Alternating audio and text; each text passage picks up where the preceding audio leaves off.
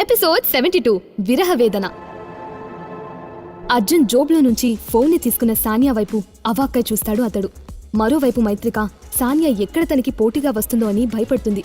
అర్జున్ ఏమీ మాట్లాడకపోవడంతో హే అర్జున్, ఏంటి అలా స్టన్ అయిపోయావ్ అని నవ్వుతూ అర్జున్ చేతిని సుతారంగా తాకుతూ అంది సానియా. ఆ తర్వాత మర్చిపోక అర్జున్, ఖచ్చితంగా నా నంబర్ని సేవ్ చేసుకో అని చెప్పి, సరే నాకు ప్రాక్టీస్కి టైం అవుతుంది, మనం మళ్ళీ కలుద్దాం అని చెప్పి మళ్ళీ హగ్ ఇవ్వడానికి దగ్గరగా వస్తుంది సానియా. అది గమనించిన మైత్రిక అర్జున్ని పక్కకు తోసి సానియాకి తనే హగ్గిస్తుంది. దాంతో ఉడుక్కున్న సానియా మైత్రికను కింద నుండి పై వరకు చూసి కాలిని నేలకేసి బలంగా కొట్టి అర్జున్ బాయ్ అని చెప్పి వెళ్ళిపోయింది. సానియా వెళ్ళిపోగాని అర్జున్ వైపు ఉరుముతున్న కళ్లతో చూసింది మైత్రిక. ఆ వెంటనే మొహాన్ని పక్కకు తిప్పుకొని అక్కడ్నుంచి ఫాస్ట్గా నడుచుకుంటూ వెళ్ళిపోయింది. దాంతో అర్జున్ ఆమె వెనకే నడుస్తూ, డార్లింగ్ గారు, ఐఎమ్ సారీ, ఆ సానియా అలా చేసిందని నేనస్సలు అనుకోలేదు. నేను ఆమెని లాస్ట్ టైం ఒకేసారి కలిశాను, అది కూడా మీతో పాటు ఆ రెస్టారెంట్కి వెళ్ళినప్పుడు అని అంటాడు.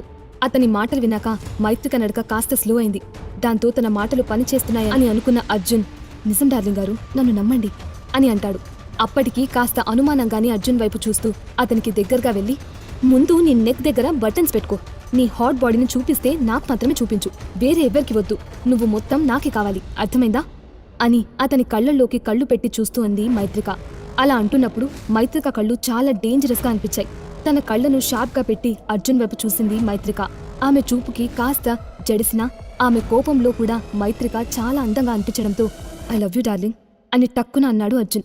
ఇంకా ఒక్క మాటతో మైత్రిక బుగ్గలు కాస్త ఎరుపెక్కాయి. ఆ వెంటనే రెస్టారెంట్ బయటికి వచ్చిన ఇద్దరు కారెక్కి విల్లాకు బయలుదేరారు. సరిగ్గా 1 అవర్లో కార్ విల్లా ముందు ఆగింది. అప్పటిదాకా బాగున్న మైత్రిక విల్లా గేట్ని చూడగాని ఎందుకనూ చిన్నగా వనకడం మొదలుపెట్టింది. ఆమె చేతిని తన చేత్తో చిన్నగా పట్టుకుని తట్టి ఏం కాదన్నట్టు కనురెప్పలార్పాడు అర్జున్. ఆ తర్వాత ఇద్దరు కలిసి విల్లాలోకి ఎంటర్ అయ్యారు.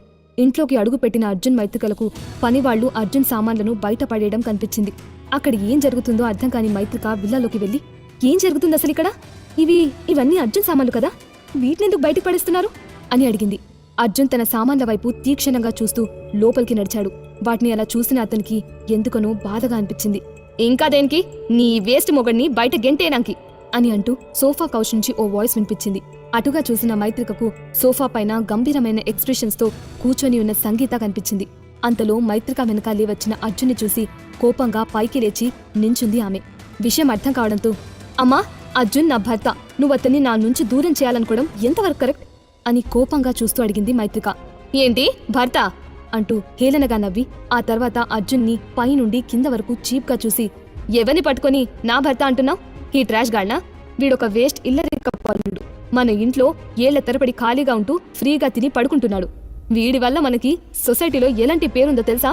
ఇంత పెద్ద విల్లాలో ఉంటున్నప్పటికీ ఈ అర్జున్ వల్ల అందరూ మనల్ని చూసి నవ్వుతున్నారు అంటూ ఆవేశంగా అన్న సంగీత తనని తాను కామ్ డౌన్ చేసుకుంటూ, చూడు మైత్రిక, వీడి వల్ల మనకి ఎలాంటి ఉపయోగం లేకపోగా మనకి ఉండే కాస్త పరువుని కూడా వీడు పోగొడుతున్నాడు. ఈ అర్జున్ వల్ల నీ ఫ్యూచర్ డ్యామేజ్ అయ్యే అవకాశం ఉంది అని కూతురి వైపు చూస్తూ అంది సంగీత. ఏమన్నావమ్మా? అందరూ మనల్ని చూసి నవ్వుతున్నారా? అది కూడా అర్జున్ వల్లనా? ఏం చేశాడమ్మా అర్జున్ అంతలా? అతని వల్ల నా ఫ్యూచర్ పాడబడమేంటి? ఏమంటున్నావు నువ్వు అసలు అని అయోమయంగా చూస్తూ అడిగింది మైత్రిక.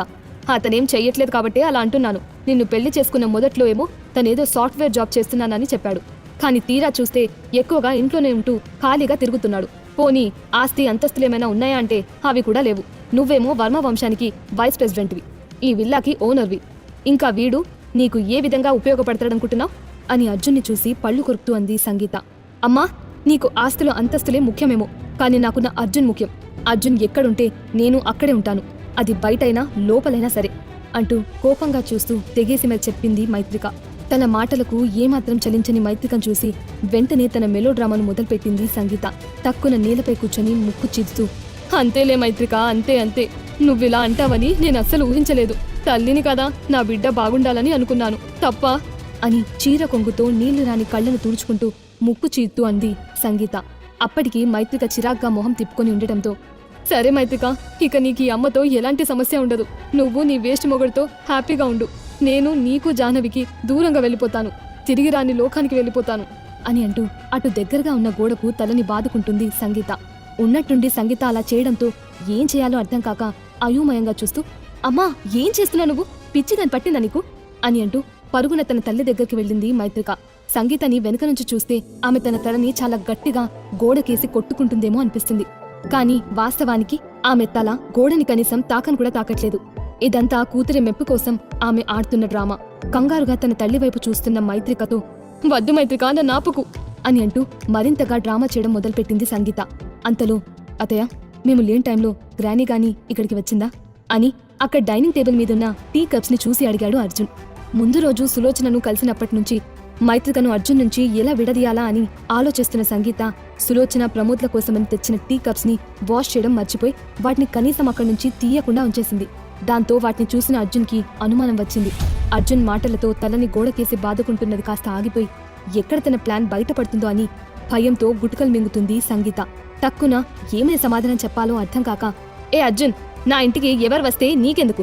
అయినా అందరూ నీలా ఖాళీగా ఉండరుగా, ఊరుకూరికే వచ్చిపోవడానికి" అని తిరిగి మళ్లీ అతన్నే తిడుతూ టాపిక్ ని డైవర్ట్ చేయాలని చూసింది ఆమె. కానీ అర్జున్ అలా అడిగేసరికి ఒక్క నిమిషం పాటు స్టన్ అయింది. సంగీత ఫేస్ లో మారుతున్న ఎక్స్ప్రెషన్స్ ని గమనించిన అర్జున్ మెల్లిగా ఆమె వైపుకు నడుచుకుంటూ వచ్చి చిన్నగా నవ్వుతూ "అతయ్య, ఒక్క విషయం గుర్తుపెట్టుకోండి. నేను కనుక ఈ విల్లా నుంచి వెళ్ళిపోతే నెల తిరిగేలోపే మీరు మీ అత్తగారు సులోచనాదేవితో కలిసి నన్ను తిరిగి విల్లాకి రమ్మని ప్రాధేయపడాల్సి వస్తుంది మరి" అని అన్నాడు. ఆ టైంలో అతని ఫేస్ లో ఈవిల్ స్మైల్ మెరుస్తుంది.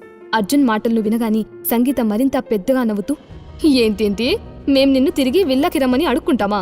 ఊరికే పడి తినే నిన్ను ఎవరైనా మళ్ళీ ఇంటికి రమ్మని పిలుస్తారా? ఒకవేళ నా కూతుర్ని దృష్టిలో పెట్టుకుని నిన్ను మళ్ళీ పిలుస్తామని అనుకుంటున్నావేమో. అది ఎప్పటికీ జరగదు" అని అంటుంది. అంతలో "అర్జున్, నువ్వు అమ్మ మాటలు పట్టించుకోకు. నువ్వు ఈ ఇల్లు వదిలిపెట్టి ఎక్కడికి వెళ్లాల్సిన అవసరం లేదు" అని దురుసుగా తన అమ్మ వైపు చూసి అర్జున్ 2 చేతులను తన చేతులతో పట్టుకుని అతని వైపు ప్రేమగా చూస్తూ చెప్పింది మైత్రిక. అయితే మైత్రిక చేతులను తన చేతి నుండి విడిపించుకొని "లేదు డార్లింగ్ గారు, నేను వెళ్ళాలి" అని చిన్నగా నిట్టూరుస్తూ అన్నాడు అర్జున్. అతని మాటలతో షాకింగ్గా అర్జున్ వైపు చూసిన మైత్రిక "ఏమంటున్నావు అర్జున్, నువ్వు ఇల్లు వదిలి వెళ్ళిపోతావా? అమ్మ గురించి నీకు తెలిసిందేగా. ఆమె మాటని సీరియస్గా తీసుకోవడం అవసరమా అర్జున్" అని బాధగా అంది.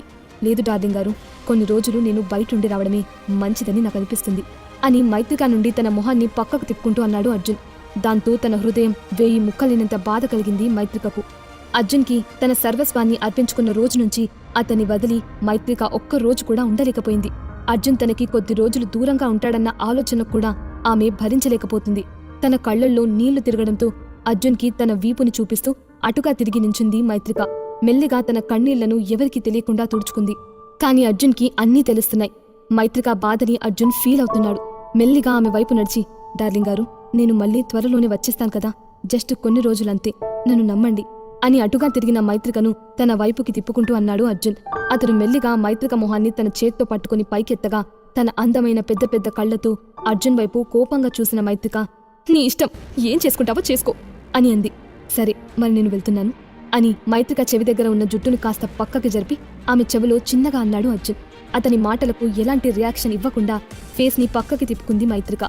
అతను తన మాటను వినలేదనే కోపం ఆమె మనసులో నిండిపోయింది. ఆ తర్వాత సంగీత వైపు చూసిన అర్జున్ "అతయ్య, నేను బయలుదేరుతున్నాను. తర్వాత మీకు నా లొకేషన్ని షేర్ చేస్తాను. మీరు నన్ను మళ్ళీ కలవాలంటే పనికొస్తుంది" అని చిన్నగా నవ్వుతూ అన్నాడు అర్జున్. "మైత్రిక, ఇతనికేమైనా పిచ్చి పట్టిందా ఏంటి? అయినా నేనెందుకు అతన్ని మళ్ళీ కలుస్తాను? ఇంట్లోంచి వెళ్ళిపోమనేసరికి మైండ్ పని చేయనట్టుంది పాపం. పిచ్చి పిచ్చిగా మాట్లాడుతున్నాడు" అని చెప్పి "ఎలాగో ఇంట్లోంచి వెళ్ళిపోతున్నాడుగా, అతన్ని నీ జీవితంలో నుంచి కూడా శాశ్వతంగా పంపేలా ప్లాన్ చెయ్యి" అని అంది సంగీత. ఆమె మాటలకు తల్లివైపు అనుమానంగా చూసింది మైత్రిక. "అవును మైత్రిక, నువ్వు అనుకున్నది నిజమే. నేను నిన్ను అతనికి డివోర్స్ ఇవ్వమని చెప్తున్నాను" అని నిక్కచ్చిగా అంది సంగీత. దాంతో మైత్రిక కోపం నశాలని కంటింది. తన అమ్మ కళ్లల్లోకి కళ్ళు పెట్టి చూస్తూ "చూడమ్మా, నేను నా గొంతులో ప్రాణమున్నంత వరకు అర్జున్కి డివోర్స్ ఇచ్చే ప్రసక్తే లేదు" అని తను కూడా అంతే నిక్కచ్చిగా అంది మైత్రిక. అలా చెప్పిన మైత్రిక తన కోపాన్ని పిడికిట్లో అంచుకుంటూ టక్కున వెనక్కి తిరిగి తన రూమ్ వైపుకు నడుచుకుంటూ వెళ్ళిపోయింది. ఆమె వెనుకే కోపంగా వచ్చిన సంగీత మొహం మీదే డోర్ని క్లోజ్ చేసింది మైత్రిక. రూమ్ లోపల తన డోర్కి ఆనుకున్న మైత్రిక కళ్ళు చెమర్చాయి. ఏదో తెలియని బాధ ఆమె మనసులో చోటు చేసుకుంది. తన గుండెపై చేయి పెట్టుకుని డోర్కి ఆనుకుని ఏడుస్తూ అలానే నేలపైకి జారిపోయింది. "నాకెందుకో ప్రాణం పోతున్నట్టు అనిపిస్తుంది అర్జున్. ఎందుకిలా చేస్తున్నావు?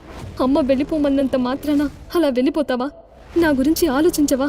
అని ఏడుస్తూ తనలో తాను అనుకుంది మైత్రిక. ఆమె కళ్ళు బాధతో ఎరుపెక్కాయి. విల్లా నుంచి బయలుదేరిన అర్జున్ సిటీ అవుట్స్కట్స్ కి చేరుకున్నాడు. అక్కడ డాక్టర్ కార్తికేయన్ ఉంటున్న బిల్డింగ్లోకి ఎంటర్ అయ్యాడు అర్జున్. లోపలికి వెళ్ళగానే, మిస్టర్ కార్తికేయన్, నేను కొన్ని రోజుల పాటు ఇక్కడే ఉండాలనుకుంటున్నాను. నాకు కావాల్సిన ఏర్పాట్లు చూడండి అని ఎటో ఆకాశం వైపు చూస్తూ అన్నాడు అర్జున్. అలాగే మిస్టర్ అర్జున్ దేవరాయ, నేను మీకు కావాల్సిన ఏర్పాట్లన్నింటినీ దగ్గరుండి మరీ చూసుకుంటాను అని అన్నాడు కార్తికేయన్. అతని మొహం ఆనందంతో వెలిగిపోతుంది. అర్జున్ తన ప్లేస్కి వచ్చి అక్కడ కొన్ని రోజులు ఉండడం అనే దాన్ని ఆయన చాలా గొప్ప విషయంగా భావిస్తాడు. అతని మాటలకు అర్జున్ రియాక్ట్ అవ్వలేదు. విల్లా నుంచి బయటికి వచ్చినప్పటి నుంచి అతనికి మైత్రిక పదే పదే గుర్తు వస్తుంది. విల్లాకి చేరే క్షణం ముందు వరకు కూడా ఇద్దరు కలిసి చేసిన చిలిపి పనులు అతని మైండ్ని విడిచిపెట్టడం లేదు. వాళ్ళిద్దరి మధ్య జరిగిన ఆ డీప్ రొమాంటిక్ సీన్స్ అర్జున్ని ఉక్కిరి బిక్కిరి చేస్తున్నాయి. అప్పటిదాకా మైత్రికపై అతనికున్న ప్రేమ ఒక ఎత్తు అయితే, ఆ రెస్టారెంట్లో ఆమెతో స్పెండ్ చేసిన తర్వాత అది తారాస్థాయికి చేరుకుంది. అటు మైత్రిక పరిస్థితి కూడా అంతే. విల్లాలోని తన రూంలో ఏడుస్తూ నేలపైనే పడుకుంది తను. అర్జున్ మైత్రికల మధ్య ఏర్పడిన ఈ విరహ వేదన ఎన్ని రోజులుండబోతుంది? సంగీత తన పంతాన్ని నెగ్గించుకునేందుకు ఇంకా ఏమేం చేయబోతుంది? తెలియాలంటే వినండి 100% love only on pocket FM.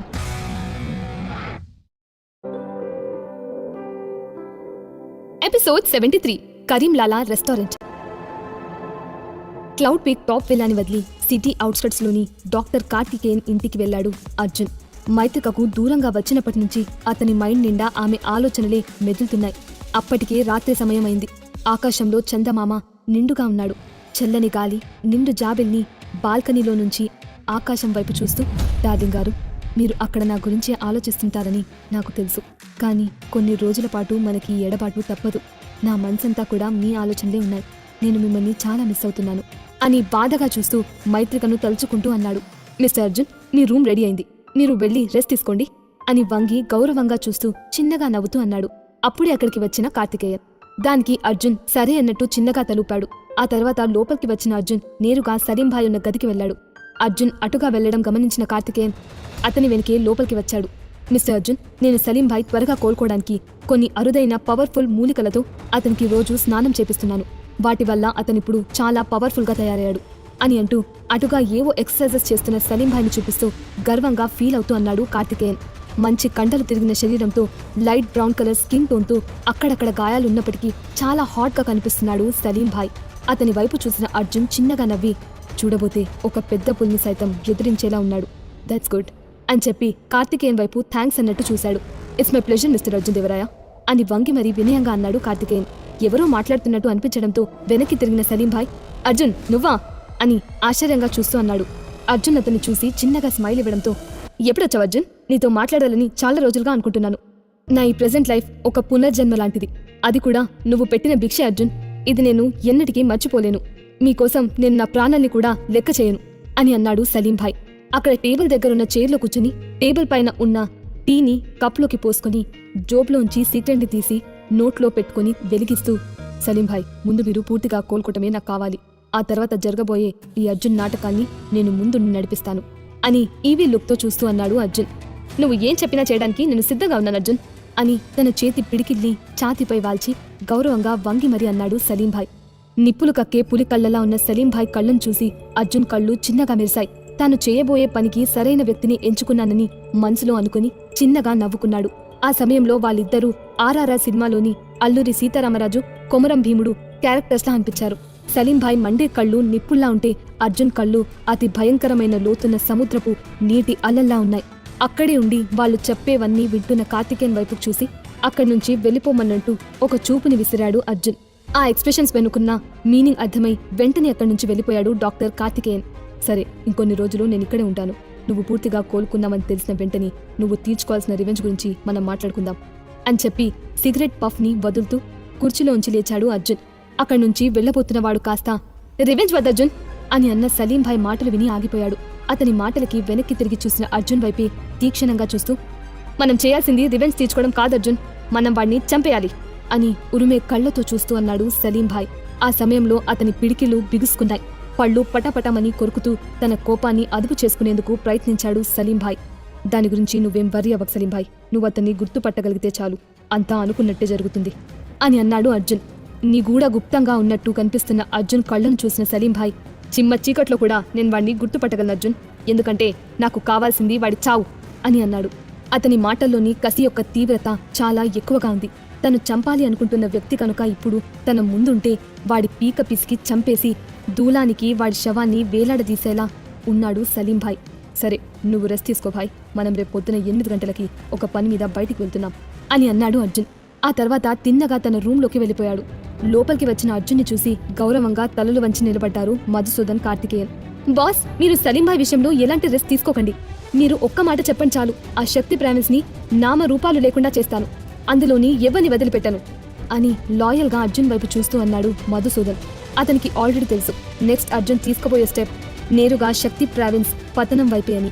అందుకని అతను ముందుగానే గెస్ చేసి దాని గురించి మాట్లాడాడు. అవును మిస్టర్ అర్జున్ దేవరాయ, మీరు క్షేమంగా ఉండడమే మాకు కావాలి. మీకు ఏమైనా అయితే ఈ ప్రపంచమే కొలాప్స్ అయిపోతుంది అని అన్నాడు డాక్టర్ కార్తికేయన్. అతనికి బాగా తెలుసు అర్జున్ పవర్ ఏంటనేది. అర్జున్ తలుచుకుంటే మొత్తం ప్రపంచాన్ని తన గుప్పెట్లో ఉంచుకోగలడు. అలాంటి వాడికి ఈ శక్తి ప్రావిన్స్ అనే అండర్ వరల్డ్ గ్రూప్స్ ఒక చిన్న పిచ్చుకతో సమానం. కానీ అర్జున్ మాత్రం దీన్ని చాలా తెలివిగా తనే స్వయంగా దగ్గరుండి డీల్ చేయాలని అనుకుంటున్నాడు. మీకు సలీంభాయ్ శత్రువు ఎవరో తెలుసా? శక్తి ప్రావిన్స్ అండర్ గ్రౌండ్ వరల్డ్ ని కంట్రోల్ చేస్తుంది ఎవరు అని దీర్ఘంగా దేని గురించో ఆలోచిస్తూ గంభీరమైన గొంతుతో అడిగాడు అర్జున్. ఇప్పటిదాకా వాళ్ళు చెప్పిన మాటలేవి అతనికి చెవికి చేరలేదు. అక్కడున్న ఓ కుర్చీలో కాలుపై కాలు వేసుకుని కూర్చుని సిగరెట్ పఫ్ పీలుస్తూ సలీంభాయ్ గురించి, ఆ అండర్ వరల్డ్ గురించి ఆలోచిస్తూ మాట్లాడాడు అర్జున్. అతను అడిగిన దానికి తాము మాట్లాడిన దానికి సంబంధం లేకపోవడంతో వాళ్ళిద్దరూ ఒకరి మొహాలు ఒకరు చూసుకున్నారు.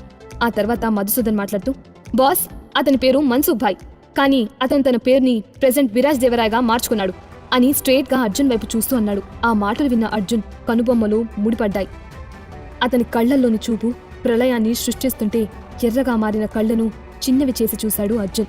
మళ్ళీ మధుసూదని మాట్లాడుతూ, బాస్, అతను తన పేరుని విరాజ్ దేవరాయగా ఎందుకు మార్చుకున్నాడో తెలియదు, కానీ అతను దేవరాయ వంశం అనే చెస్ బోర్డులో ఒక కీలక చెస్ మాస్టర్లా వ్యవహరిస్తున్నాడు. దేవరాయ ఫ్యామిలీని కంట్రోల్ చేస్తూ, అలాగే శక్తి ప్రావిన్స్ ద్వారా దేశంలోని అండర్ వరల్డ్ బిజినెస్ మొత్తాన్ని తన గుప్పెట్లోకి తెచ్చుకోవాలనుకుంటున్నాడు. అలా తెచ్చుకొని మరెన్నో చీకటి వ్యాపారాలను చేయాలనుకుంటున్నట్టు ఇన్ఫర్మేషన్ అందింది అంటూ వివరించాడు. మన్సూఖ్ అంటూ చిన్నగా నిట్టూర్చిన అర్జున్ చేతులు కోపంతో బిగుసుకున్నాయి. పేరుని మార్చుకుని అందులో దేవరాయని యాడ్ చేసుకుంటే ఆ ఇంటి మనిషివైపోతావా? దేవరాయ ఫ్యామిలీని వాడుకుని ప్రపంచాన్ని ఏలేద్దామనుకుంటున్నావా మన్సూఖ్? వదిలిపెట్టను. ముందు నిన్ను క్లియర్ చేసి ఆ తర్వాత మిగిలిన దేవరాయ మెంబర్స్ అంతు చూస్తా అని చిన్నగా తనలో తానే అనుకున్నాడు అర్జున్. మరుసటి రోజు ఉదయాన్నే 8 గంటలకు బయలుదేరిన అర్జున్, సలీంభాయ్లు మధ్యాహ్నం 1 గంటకి శక్తి ప్రావిన్స్ కి చేరుకున్నారు. మిస్టర్ మధుసూదన్, మీరిక్కడే ఉండండి, నేను సలీంభాయ్ దీన్ని డీల్ చేస్తాం అని అన్నాడు అర్జున్. అలాగే బాస్ అని అన్న మధుసూదన్ కంగారుగా అర్జున్ వైపు చూశాడు. తన బాస్ కి నో చెప్పలేక ఓకే అన్నాడు, కానీ లోపల అర్జున్ కి ఏమవుతుందో అని మధుసూదన్ కి కంగారుగా ఉంది. శక్తి ప్రావిన్స్ అనేది ఒక మాఫియా ప్లేస్. అక్కడంతా ఇల్లీగల్ పనులు చేసే వాళ్లే ఉంటారు. మధుసూదన్ శక్తి ప్రావిన్స్ బయటే ఆగిపోగా లోపలికి ఎంటర్ అయిన అర్జున్ సలీంభాయ్ని తీసుకుని అక్కడ ఉన్న రెస్టారెంట్లోకి వెళ్లాడు. దాని పేరు కరీంలాలా రెస్టారెంట్. లోపలికి ఎంటర్ అయిన అర్జున్ కి ఆ ప్లేస్ చాలా వియర్డ్ గా అనిపించింది. పేరుకే రెస్టారెంట్, కానీ అక్కడున్న మనుషులందరూ వింతగా వికృతంగా ఉన్నారు. అయితే సలీంభాయ్కి ఆ ప్లేస్ ఆల్రెడీ తెలిసిన చోటే కాబట్టి అతను చాలా కామ్గా లోపలికి వచ్చాడు. అక్కడున్న వాళ్ళందరి ఒంటి మీద టాటూస్ ఉన్నాయి. జుట్లు పెంచుకుని ముక్కుకి చెవులకి రింగులు వేసుకుని చాలా వికృతంగా ఉన్నారు వాళ్ళు. ఈ ప్లేస్ నీకు అలవాట్లేదుగా, అందువల్ల కాస్త విచిత్రంగానే అనిపిస్తుంది అని అర్జున్ ఎక్స్ప్రెషన్స్ ని చూసి నవ్వుతూ అన్నాడు సలీంభాయ్. చెప్పాలంటే శక్తి ప్రావిన్స్ లోని రెస్టారెంట్స్ అన్నీ జానీబాయ్ అండర్లో ఉన్నాయి. మన్సూఖ్ దగ్గర పనిచేసే 36 మంది సబార్డినేట్స్ లో ఈ జానీబాయ్ కూడా ఒకడు. అక్కడి వాళ్లకు జానీబాయ్ పేరు చెప్తేనే భయంతో వణికిపోతారు. అక్కడున్న ప్రతి ఒక్కరూ జానీబాయ్ ముందు తలదించుకోవాల్సిందే, లేదంటే వాళ్ళకి ప్రాణాలు దక్కవు. అతను ఎవరినైనా శక్తి ప్రావిన్స్ లో కనుక చంపితే కనీసం ఎఫ్ఐఆర్ కూడా అతని మీద నమోదు కాదు. పోలీస్ స్టేషన్లో పోలీసులు కూడా జానీబాయ్కి సలాం కొడతారు. ఈ ఇన్ఫర్మేషన్ మొత్తాన్ని ముందు రోజు రాత్రి గ్యాదర్ చేశాడు అర్జున్. ఇక్కడ మనం లంచ్ చేయడానికి వచ్చామా, లేక ఇంకేమైనా ప్లాన్ చేశావా అని అనుమానంగా అర్జున్ వైపు చూస్తూ అడిగాడు సలీంభాయ్. అతని ప్రశ్నకి చిన్నగా ఈవిల్ స్మైల్ ఇచ్చాడు అర్జున్. దాంతో అతను ఏదో ప్లాన్తోనే వచ్చాడని అర్థమై తను కూడా చిన్నగా నవ్వాడు. ఆ తర్వాత అక్కడున్న ఓ ఖాళీ చెక్ టేబుల్ దగ్గర కూర్చున్నారు ఇద్దరు. అంతలో ఓ బక్క వ్యక్తి అక్కడికి వచ్చి, ఏం కావాలి అని గడ్డం గీరుకుంటూ అర్జున్ని సలీంభాయ్ని డౌట్గా చూస్తూ అడిగాడు. వాళ్ళని ఇదివరకెప్పుడూ ఆ చుట్టుపక్కల చూడకపోవడంతో కాస్త అనుమానంగా చూశాడు అతడు. ఏమున్నాయి ఇక్కడ అని ఆ బక్క వ్యక్తిని అడిగాడు అర్జున్. నీకేం కావాలో అది చెప్పు ఫస్ట్, ఆ ఐటమ్ ఉందో లేదో తర్వాత నేను చెప్తాను అని అర్జున్ని కింద నుండి పై వరకు చూస్తున్నాడు ఆ బక్క పర్సన్. దాంతో ఇన్వాల్వ్ అయిన సలీంభాయ్, అర్జున్ నేను మాట్లాడతాను అని చెప్పి 2 బీర్లు, ఒక చికెన్ ఫ్రై అంటూ ఆర్డర్ చెప్పాడు. దాంతో సలీంభాయ్ వైపు చూసిన ఆ బక్క పర్సన్ ఆర్డర్ని నోట్ చేసుకుని అక్కడి నుంచి వెళ్ళిపోయాడు. కొద్దిసేపటికి బీర్ బాటిల్స్ ఇంకా చికెన్ ఫ్రై టేబుల్ పైకి వచ్చాయి. ఆత్రంగా చికెన్ ముక్కను తీసుకుని నోట్లో వేసుకోబోతున్న సలీంభాయ్ చేతిని పట్టుకుని వద్దన్నట్టు సైగ చేశాడు అర్జున్. దాంతో ఏమైందన్నట్టు ఎక్స్ప్రెషన్స్ పెట్టాడు సలీం భాయ్. సడన్ గా పైకి లేచిన అర్జున్, భాయ్ వెళ్దాం పదండి, ఇలాంటి ఫుడ్ ని మనం తినాల్సిన అవసరం లేదు, మనం బిల్ కూడా పే చేయట్లేదు అని కావాలని గట్టిగా అచ్చి చెప్పి సలీం భాయ్ చేయి పట్టుకుని అక్కడి నుంచి బయటికి వెళ్లబోయాడు. అలా వెళ్లబోతున్న అర్జున్ చేతిని ఎవరిదో భారీ చేయి వచ్చి పట్టుకోవడంతో వెళ్తున్నవాడు కాస్త సడన్ గా ఆగిపోయాడు. వెనక్కి తిరిగి చూసిన అర్జున్ సలీం భాయ్లకు బాగా బలిసిన దున్నపోతులా ఉండే ఓ వ్యక్తి కనిపించాడు. ఒంటి మీద ఎక్కడ పడితే అక్కడ టాటూస్ ఉన్న ఆ బండపర్సని అక్కడి క్యాషియర్. అర్జున్ మాటలు విన్న అతను కోపంగా అతనున్న ప్లేస్ నుంచి లేచి వాళ్ళ దగ్గరికి వచ్చాడు. ఏంటి బిల్లు కట్టవా? ఒళ్ళలా ఉంది. ఇది ఎవరడ్డానో తెలుసా? జానీ బాయ్ అడ్డా ఇది. బిల్లు కట్టలేదంటే నీ శవాలు వెళ్తాయి ఇక్కడ నుండి అని అన్నాడు క్యాషియర్. అటుగా నిల్చొని ఇదంతా చూస్తున్న ఆ బక్క వెయిటర్ అర్జున్ సలీం భాయ్లను చూసి, హే ఈ రోజు విల్ ఫినిష్ అని చిన్నగా నవ్వి, రేయ్ ఆ షటర్లు అవి బంద్ చేయండ్రా, ఆ 2 షాల్తీలు ఇక్కడి నుంచి బయటికి వెళ్ళకూడదు అంటూ గట్టిగా అరిచాడు. అర్జున్ ఏమాత్రం బెదరకుండా, అది కాదండి, మీరు తెచ్చిన చికెన్ ఫ్రైలో హెయిర్ పడింది, ఎలా తినమంటారు, ఒకసారి మీరే చూడండి అని లేని వినయాన్ని నటిస్తూ అన్నాడు. దాంతో అతని టేబుల్ దగ్గరికి వెళ్లాడు క్యాషియర్. అంతలో సలీం భాయ్ జుట్టులోంచి ఒక వైట్ హెయిర్ ని తెంపి ఆ బండోడి కళ్ళు కప్పి చికెన్ ఫ్రైలోని వేశాడు అర్జున్. అర్జున్ కావాలని అక్కడ సీన్ క్రియేట్ చేస్తున్నాడా? అసలు ఇతని ప్లాన్ ఏంటి తెలుసుకోవాలంటే వినండి 100% love only on pocket FM. Episode 74 dangerous ice. Shakti province లోని కరీంలాలా రెస్టారెంట్ కి వెళ్తారు అర్జున్ సలీం భాయ్లు.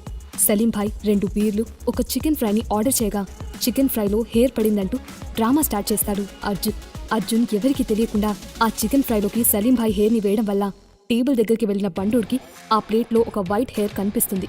దాంతో వెనక్కి తిరిగి అర్జున్ వైపు చూసి, హెయిరేగా తీసి పక్కన పడేస్తే సరిపోతుంది, ఆ మాత్రానికి బిల్ కట్టనంటే ఎలా కుదురుతుంది, మర్యాదగా బిల్ కట్టే, ఇక్కడి నుంచి నడువు అని గంభీరమైన వాయిస్తో అన్నాడు బండోడు. అదేంటి అలా అంటారు, తినని దానికి మేమెందుకు డబ్బులు కట్టాలి అని అమాయకంగా ఫేస్ పెట్టి అడిగాడు అర్జున్. రేయ్ నీకొక్కసారి చెప్తే అర్థం కాదా, డబ్బులు కట్టావా ప్రాణాలతో బయటికి వెళ్తావు, లేదంటే ఇక్కడే నిన్ను కైమా కింద నరికి పారేస్తా అని ఉరిమి చూస్తూ అన్నాడు ఆ బండ క్యాషియర్. ఆ తర్వాత అతను తన చేతిని ఊపగా ఓ 10 మంది రౌడీల గుంపు అక్కడికి వచ్చింది. వాళ్ళందరూ కూడా చూడ్డానికి కరుడు కట్టిన రాక్షసుల్లా ఉన్నారు. అక్కడున్న అందర్నీ చూస్తూ చిన్నగా ఈవిల్గా నవ్వాడు అర్జున్. అయ్యో ఏంటండి ఇంతమంది పిలిచారు, వీళ్ళ మొహాలు చూస్తుంటేనే నాకు చిరాకు, చిచి భయం వేస్తుంది, ప్లీజ్ నేను డబ్బులు కట్టేస్తాను, వాళ్లను వెళ్ళిపోమని చెప్పండి అని ఆస్కార్ లెవెల్లో భయం నటిస్తూ అన్నాడు అర్జున్. అతని మాటలు విన్న ఆ బండోడు ఇంకా వాడి గ్యాంగ్ మొత్తం పగలబడి నవ్వారు. వాళ్ళు అలా నవ్వుతుండగాని ఒక వేడి నీళ్ల గిన్నె ఎగురుకుంటూ వచ్చి ఆ బండోడి ముఖాన్ని తాకింది. దెబ్బకి ఎగిరి అవతల పడ్డాడు ఆ బండ క్యాషియర్. నీళ్లు అన్నీ బండోడి ఒంటిపైన మొహంపైన పడటంతో బార్మంటూ గట్టిగా అరిచాడు అతడు. అక్కడ జరిగిన దానికి అందరూ ఒక్క అడుగు వెనక్కి వేశారు. కాసేపటికి తేరుకొని లేచి నిలబడి చుట్టూ చూసిన బండోడు అర్జున్ వైపు చూడగా అతను చేతులు కట్టుకుని వినయంగా నిలబడి ఉన్నాడు. అయ్యో ఆ కుక్క గిన్నెతో మిమ్మల్ని నేను కొట్టలేదండి, నీ మీద ఒట్టు అని బండోడి వైపు చూసి భయం నటిస్తూ అన్నాడు అర్జున్. అపరిచితుడిలో విక్రమ్లా నటిస్తున్న అర్జున్ని చూసి ఏదో తేడాగా అనిపించడంతో, రేయ్ మీలో 5 మంది వీడిని అటాక్ చేయండి, వీడి బాడీలోని ప్రతి పార్ట్ నాకు సపరేట్గా కావాలి అని అన్నాడు బండోడు. అతనలా అనగాని ఓ 5 మంది వికృతమైన రౌడీలు అర్జున్ మీదికి విరుచుకుపడ్డారు. అప్పుడే తన జోబులోంచి ఒక స్ప్రే బాటిల్ని తీసిన అర్జున్ దాన్ని బాగా షేక్ చేసి నేలకేసి ఫోర్స్గా కొట్టాడు. అతను కొట్టిన ఫోర్స్కి ఆ స్ప్రే బాటిల్ నేలకి తాకి ఒక మంచి ఎత్తుకి స్ప్రే చేస్తూ గాల్లోకి లేచింది. దాంతో అక్కడ ఏం జరుగుతుందో అర్థం కాని అక్కడి వారంతా ఆశ్చర్యంగా చూస్తూ ఉండిపోయారు. ఆ స్ప్రే దెబ్బకి రెస్టారెంట్ అంతా పొగతో నిండిపోయింది. ఎవరికీ ఏమీ కనిపించట్లేదు. అంతా అయోమయంగా చూస్తూ ఉన్నారు. కాసేపటికి పొగ మెల్లగా తగ్గుతూ మసకగా కనిపిస్తూ ఉండగా కరెక్ట్గా రెస్టారెంట్ మధ్యలోని కుర్చీలో బ్లాక్ అండ్ బ్లాక్ సూట్లో స్టైల్గా కూర్చొని ఒక చేత్తో హుక్కా పైప్ని పట్టుకుని నోటితో రింగులుగా పొగలు ఊదుతూ కనిపించాడు అర్జున్. అర్జున్ని చూసిన బండుడికి విషయం అర్థమైంది. దాంతో కోపంగా పళ్ళు కొరుకుతూ, ఇదంతా వీడు చేస్తున్న డ్రామా అన్నమాట, అసలు ఎవడు వీడు, వీడిని వదిలిపెట్టకూడదు, కాళ్ళు చేతులు కట్టేసి జానీ బాయ్కి అప్పచెప్పాలి అని అనుకున్నాడు. ఆ తర్వాత రౌడీల వైపు చూసి, రేయ్ 5 మంది కాదు, ఈసారి మొత్తం అందరూ వాడి పైకి వెళ్ళండి, వాడి ఒంట్లోని ఏ పార్ట్ కూడా పని చేయకుండా చేయండి, వాడు నాకు ప్రాణాలతో కావాలి అని అన్నాడు బండోడు. రౌడీలందరూ ఒక్కసారిగా అర్జున్ వైపుకి పరిగెత్తారు. అంతమంది తన మీదికి వస్తున్నా కూడా చాలా కామ్గా కూర్చున్న అర్జున్ని ఆశ్చర్యంగా చూస్తూ, ఈ అర్జున్ మామూలువాడు కాదు, పేరుకే ఇల్లరిక పొల్లుడు కానీ భయానికే భయం నటించేలా ఉంది ఇతని వాలకం అని సగం నోరు తెరుచుకొని మరీ అనుకున్నాడు సలీం భాయ్. చేతిలో ఐరన్ రాడ్స్ పట్టుకుని వస్తున్న రౌడీలను ఓరగా చూసి మరో హుక్కా పఫ్ని రింగులుగా వదిలి అక్కడే ఉన్న టేబుల్పై గట్టిగా కొట్టాడు అర్జున్. అతడి అసామాన్యమైన ఫోర్స్కి ఆ టేబుల్ మీదున్న పదునైన ఫోర్క్స్, స్పూన్స్ అన్నీ ఒక్కసారిగా గాల్లోకి ఎగిరి నేరుగా వెళ్లి ఆ రౌడీల చేతులకి గుచ్చుకున్నాయి.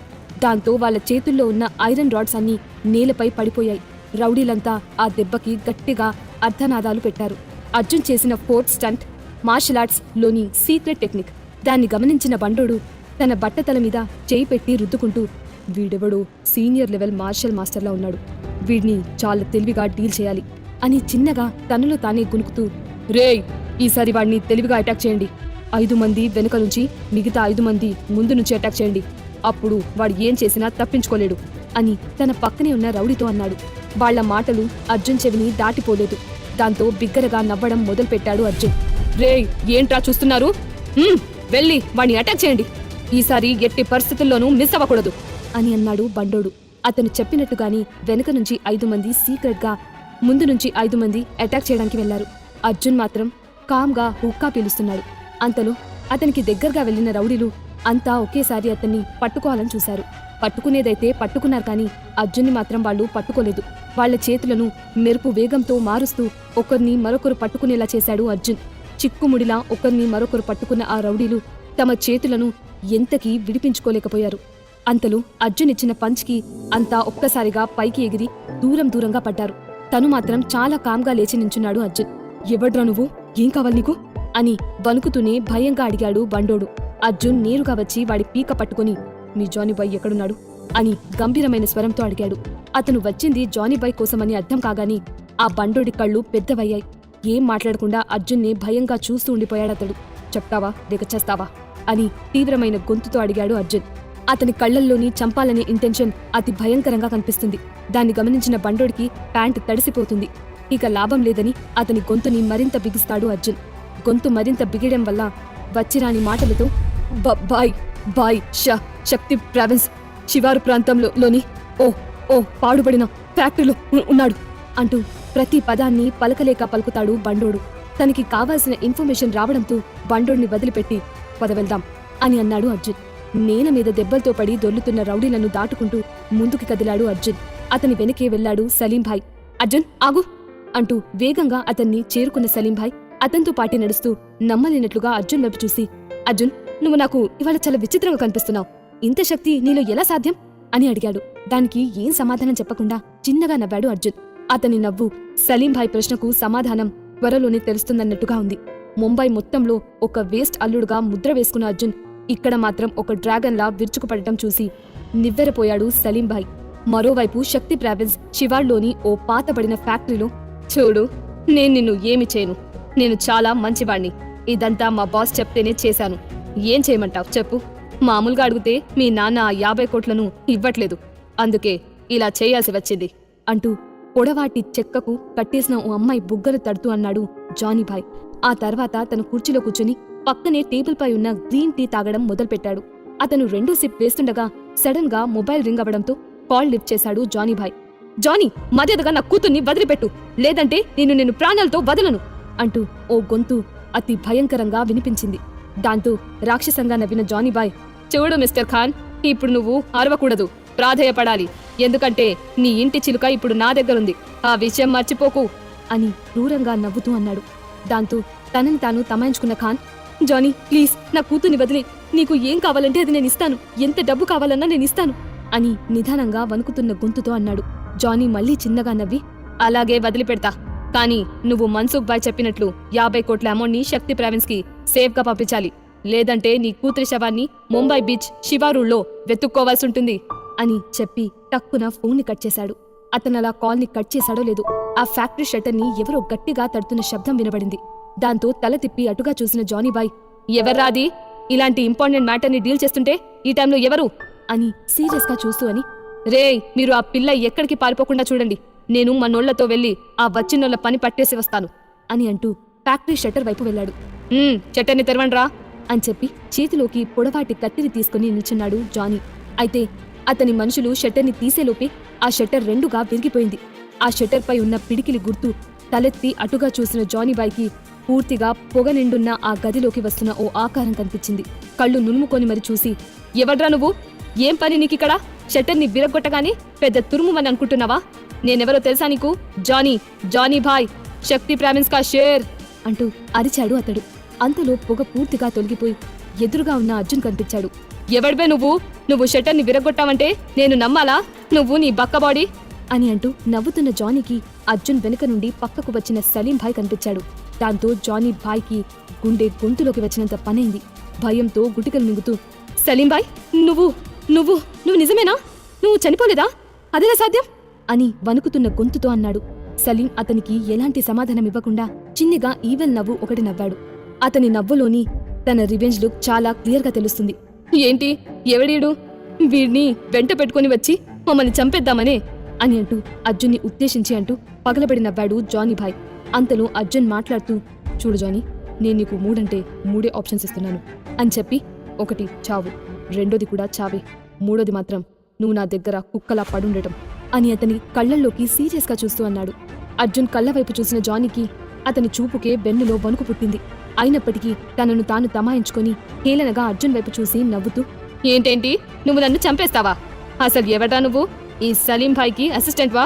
వీణ్ణి చూసుకోనా నీకింత ధైర్యం అని చెప్పి అంతలోనే నవ్వడం ఆపేసి సీరియస్గా చూస్తూ, నీకు చావాలని అంత ఆశగా ఉంటే నేను మాత్రం ఏం చేస్తాను అని చెప్పి తన మనుషులకు సైగ చేశాడు జానీ భాయ్. అర్జున్ సలీం భాయ్ వైపు చూసి, సలీం భాయ్, మీరు ఆ చిన్న చేపల సంగతి చూసుకోండి, నేను మన తిమింగలం జానీ భాయ్ సంగతి తెరుస్తా అని ఈవెలిస్టిక్ గా నవ్వుతూ అన్నాడు. దానికి సలీం, అలాగే అర్జున్, నాకు ఈ మధ్య ప్రాక్టీస్ బాగా తగ్గింది, వీళ్ళతో ఈరోజు మంచిగా ప్రాక్టీస్ చేస్తా అని చెప్పాడు. ఆ తర్వాత ఇద్దరూ రంగంలోకి దిగారు. సలీం భాయ్ ఒక్కసారిగా రౌడీలపైకి విరుచుకుపడ్డాడు. మరోవైపు అర్జున్ మాత్రం అడుగులో అడుగు వేసుకుంటూ మెల్లిగా జానీ భాయ్ దగ్గరికి వెళ్తున్నాడు. చూడు జానీ, ఈరోజు నువ్వు ఇక్కడ ఎందుకున్నావో నాకు బాగా తెలుసు. నువ్వు చాలా పెద్ద తప్పు చేశావు. కానింటి అమ్మాయిని కిడ్నాప్ చేసి చాలా పెద్ద రిస్క్ చేశావు అని నిప్పులు కక్కే చూపులతో చూస్తూ అన్నాడు అర్జున్. అతని కళ్ళు కోపం నిండున్న డ్రాగన్ ఐస్ లా ఉన్నాయి.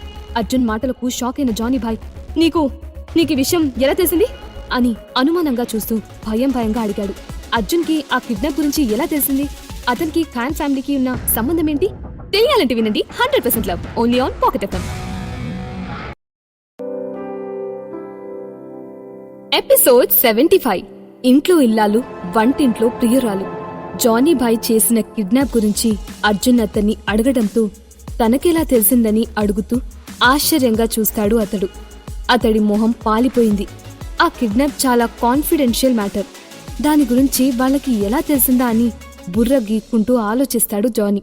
మరోవైపు సలీం భాయ్ మిగిలిన రౌడీలను తుక్కుగా కొట్టి అర్జున్ వైపుకి వచ్చి నిలబడతాడు. జానీ, నువ్వు తప్పు చేస్తున్నావు. ఖాన్ లాంటి పెద్ద ఇంటి అమ్మాయిని తీసుకొచ్చి చాలా పెద్ద రిస్క్ చేశావు. ఆ మన్సూఖ్ ప్లాన్ వేరే ఉంది. వాడిని నువ్వు వాడుకొని వదిలేస్తాడు తప్పించి ఇందులో నీకు ఎలాంటి లాభం ఉండదు అని సీరియస్గా చూస్తూ అంటాడు సలీం భాయ్. అతని మాటలు అర్థం కానట్టు చూస్తూ, మన్సూఖ్ భాయ్ నన్ను వాడుకొని వదిలేయటమేంటి? ఏమంటున్నావు నువ్వు అని అయోమయంగా చూస్తూ అడిగాడు జానీ. అవును, నువ్వు విన్నది నిజమే.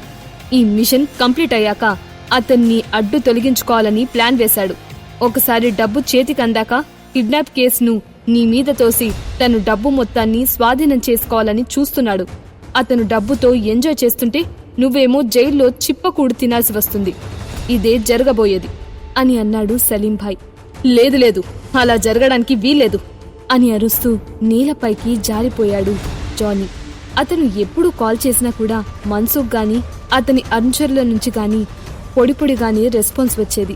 తన చేతికి డబ్బు ముట్టగాని మన్సూఖ్ ప్లేట్ ఫిరాయిస్తాడని అర్థం చేసుకున్న జానీ చేతి పిడికిళ్ళని కోపంతో బిగుసుకున్నాయి. ఎర్రబడ్డ మొహంతో పళ్ళు పటాపటామని కొరికాడు. మళ్ళీ అంతలోనే, మన్సూఖ్, నువ్వు నీ బుద్ధిని చూపించుకున్నావు. నువ్వు నిజంగానే నీచుడివి. నీ దగ్గర ఎంత నమ్మకంగా పనిచేశాను, చివరికి నన్నే మోసం చేయాలని చూస్తావా? నిన్ను వదిలిపెట్టను అని అంటూ పైకి లేచి నిలబడ్డాడు జానీ భాయ్.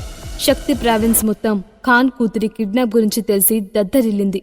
కౌంట్లెస్ మీడియా పర్సన్స్ అంతా ఆ కవరేజ్ ని తామంటే తాము ముందుకు టెలికాస్ట్ చేయాలంటూ గొడవ పడుతున్నారు. దేని గురించో దీర్ఘంగా ఆలోచిస్తున్న జానీ భాయ్ మెల్లిగా అర్జున్ వాళ్ళ వైపు తిరిగి, సలీం భాయ్, ఇక నుంచి నేను మీ అనుచరుడుగా ఉండాలనుకుంటున్నాను. చావో రేవో ఏది ఎదురైనా సరే ఆ మన్సూఖ్ ని నాశనం చేయడానికి నేను దేనికి వెనకాడను అని గౌరవంగా తల వంచుకొని చెప్పాడు. నువ్వు తల వంచాల్సింది నాకు కాదు జానీ అని అంటూ అర్జున్ వైపు చూస్తూ, ఇదిగో ఈ అర్జున్కి, ఇతనే మన బాస్ అని చిన్నగా ఈవిల్ స్మైల్ ఇస్తూ మెరిసే కళ్లతో అన్నాడు సలీం.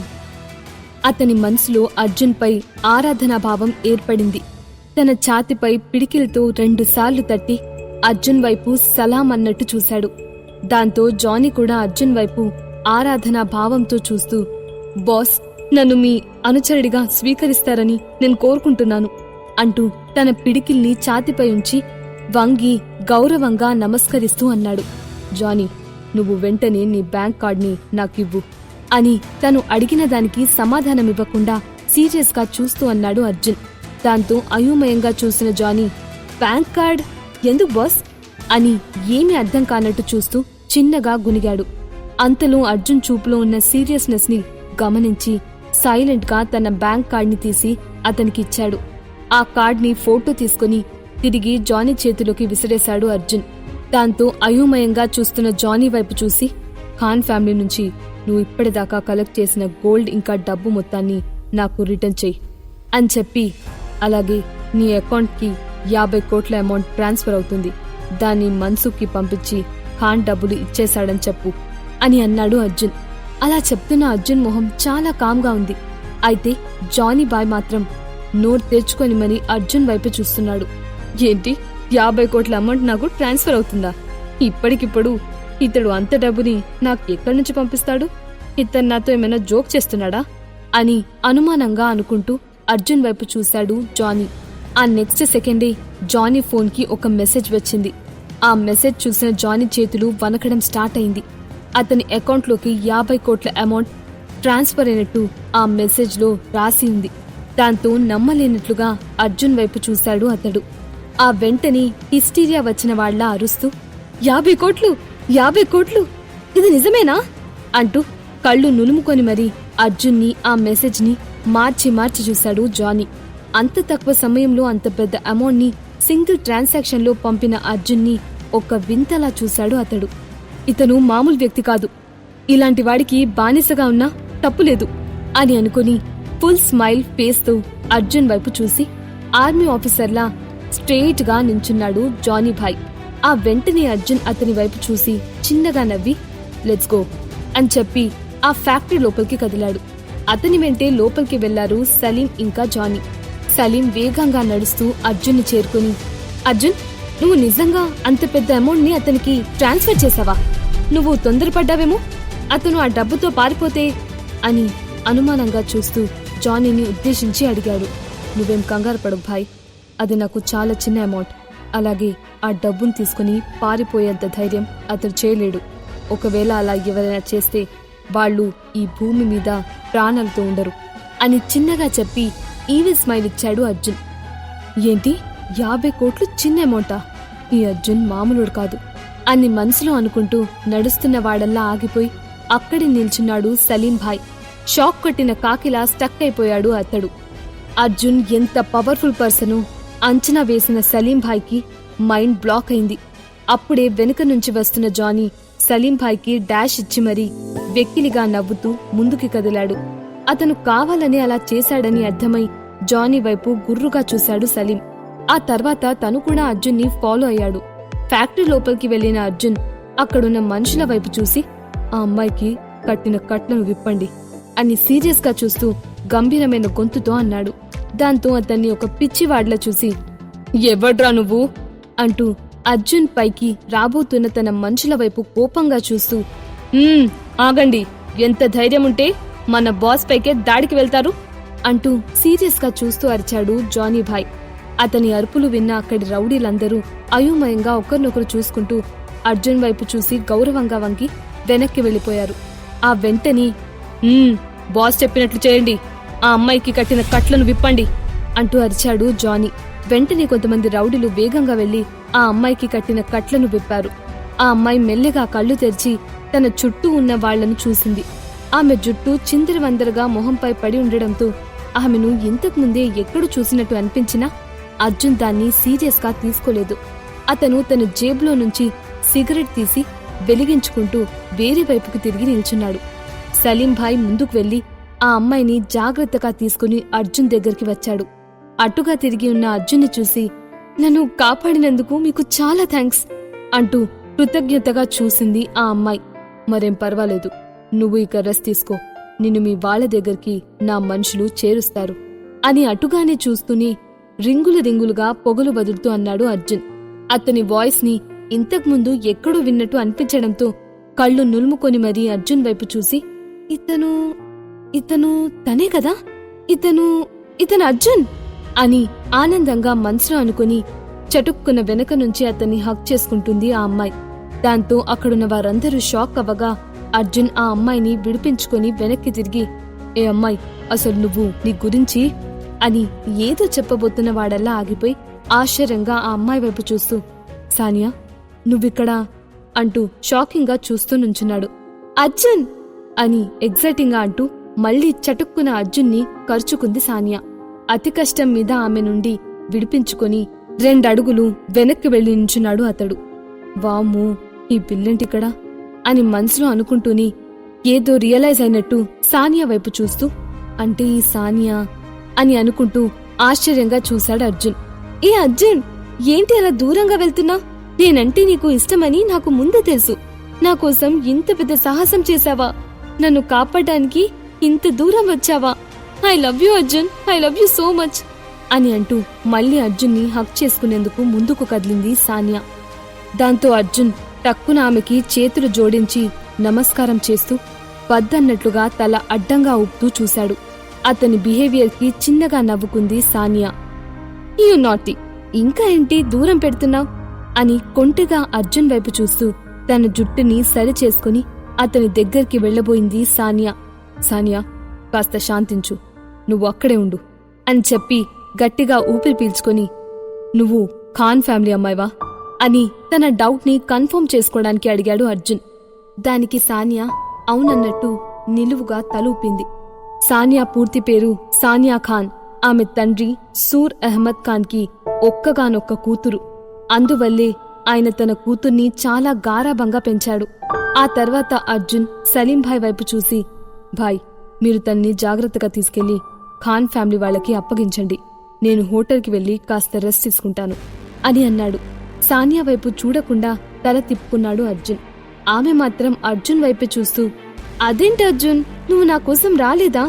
నువ్వు నన్ను ఇష్టపడుతున్నావని ఆ మైత్రికకి విడాకులిచ్చి నా కోసమే వచ్చావేమో అని అనుకున్నాను అని దిగులుగా చూస్తూ నించుంది. మైత్రికతో డివోర్స్ అన్న సానియా మాటలకు అర్జున్ ఆమె వైపు కోపంగా చూస్తూ, కలలో కూడా అలా అనుకోకు సానియా. మైత్రిక నా భార్య మాత్రమే కాదు, ఆమె నా సర్వస్వం. మైత్రిక లేని అర్జున్ బ్రతికున్న శవంతో సమానం. డూ యు అండర్స్టాండ్ అని అన్నాడు. దాంతో దిగులుగా తలదించుకుంది సానియా. సానియా, ఇక వెళ్దామా? మాకింకా చాలా ఇంపార్టెంట్ పనులున్నాయి. వాటికి నిన్ను మేము మాతో పాటు తీసుకెళ్లలేము. నేను నిన్ను మీ వాళ్ల దగ్గర దింపి వస్తాను అని ఆమె వైపు చూస్తూ అన్నాడు సలీంభాయ్.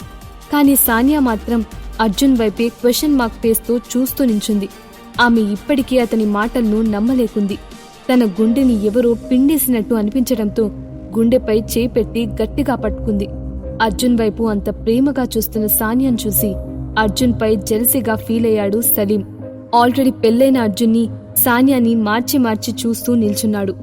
జస్ట్ ఒక ఇల్లరికపు అల్లుడుగా వెళ్లిన ఇతనికి అంత క్రేజా? ఇంట్లో ఇల్లాలు, వంటింట్లో ప్రియురాలన్నట్టుంది ఈ అర్జున్ అదృష్టం అని దీర్ఘంగా నిట్టూరుస్తూ తన లైఫ్ ని తలుచుకుని బాధగా ఫీల్ అయ్యాడు సలీంభాయ్. అంతలో తల పైకెత్తి, అర్జున్, నన్ను కూడా నీతో పాటు తీసుకెళ్ళు. నేను నీతో ఉంటే నీకందరూ ఎంతో గౌరవాన్నిస్తారు. నేను ఖాన్ ఫ్యామిలీ అమ్మాయిని, సానియా ఖాన్ని. నువ్వు ఆ విషయం మర్చిపోకు అని నడుం మీద చేపెట్టుకుని గర్వంగా చూస్తోంది సానియా. అర్జున్ ఆమె వైపు సీరియస్ గా చూస్తూ సిగరెట్ పఫ్ పీల్చి వదిలి, మరి నీకంత పవర్ ఉంటే ఇలా కిడ్నాప్ ఎందుకయ్యావ్ అని చిన్నగా స్మైల్ ఇస్తూ అన్నాడు. ఆ తర్వాత నేరుగా షట్టర్ వైపుకి నడుచుకుంటూ వెళ్తున్న అర్జున్ వైపుకు చూసి, అర్జున్ అని గట్టిగా అరుస్తూ కోపంతో కాల్ని నీలకేసి కొట్టింది సానియా.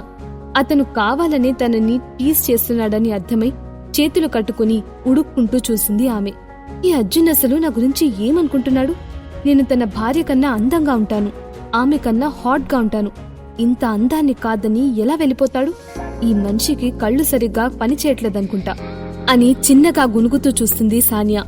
అంతలో సడన్ గా ఏదో ఐడియా తట్టినట్టు అర్జున్ వైపు ఈవిల్ గా నవ్వుతూ చూసి, ఏ అర్జున్, నిన్ను అంత ఈజీగా ఎలా వదులుతా అనుకున్నా అని మనసులో అనుకుంటుంది.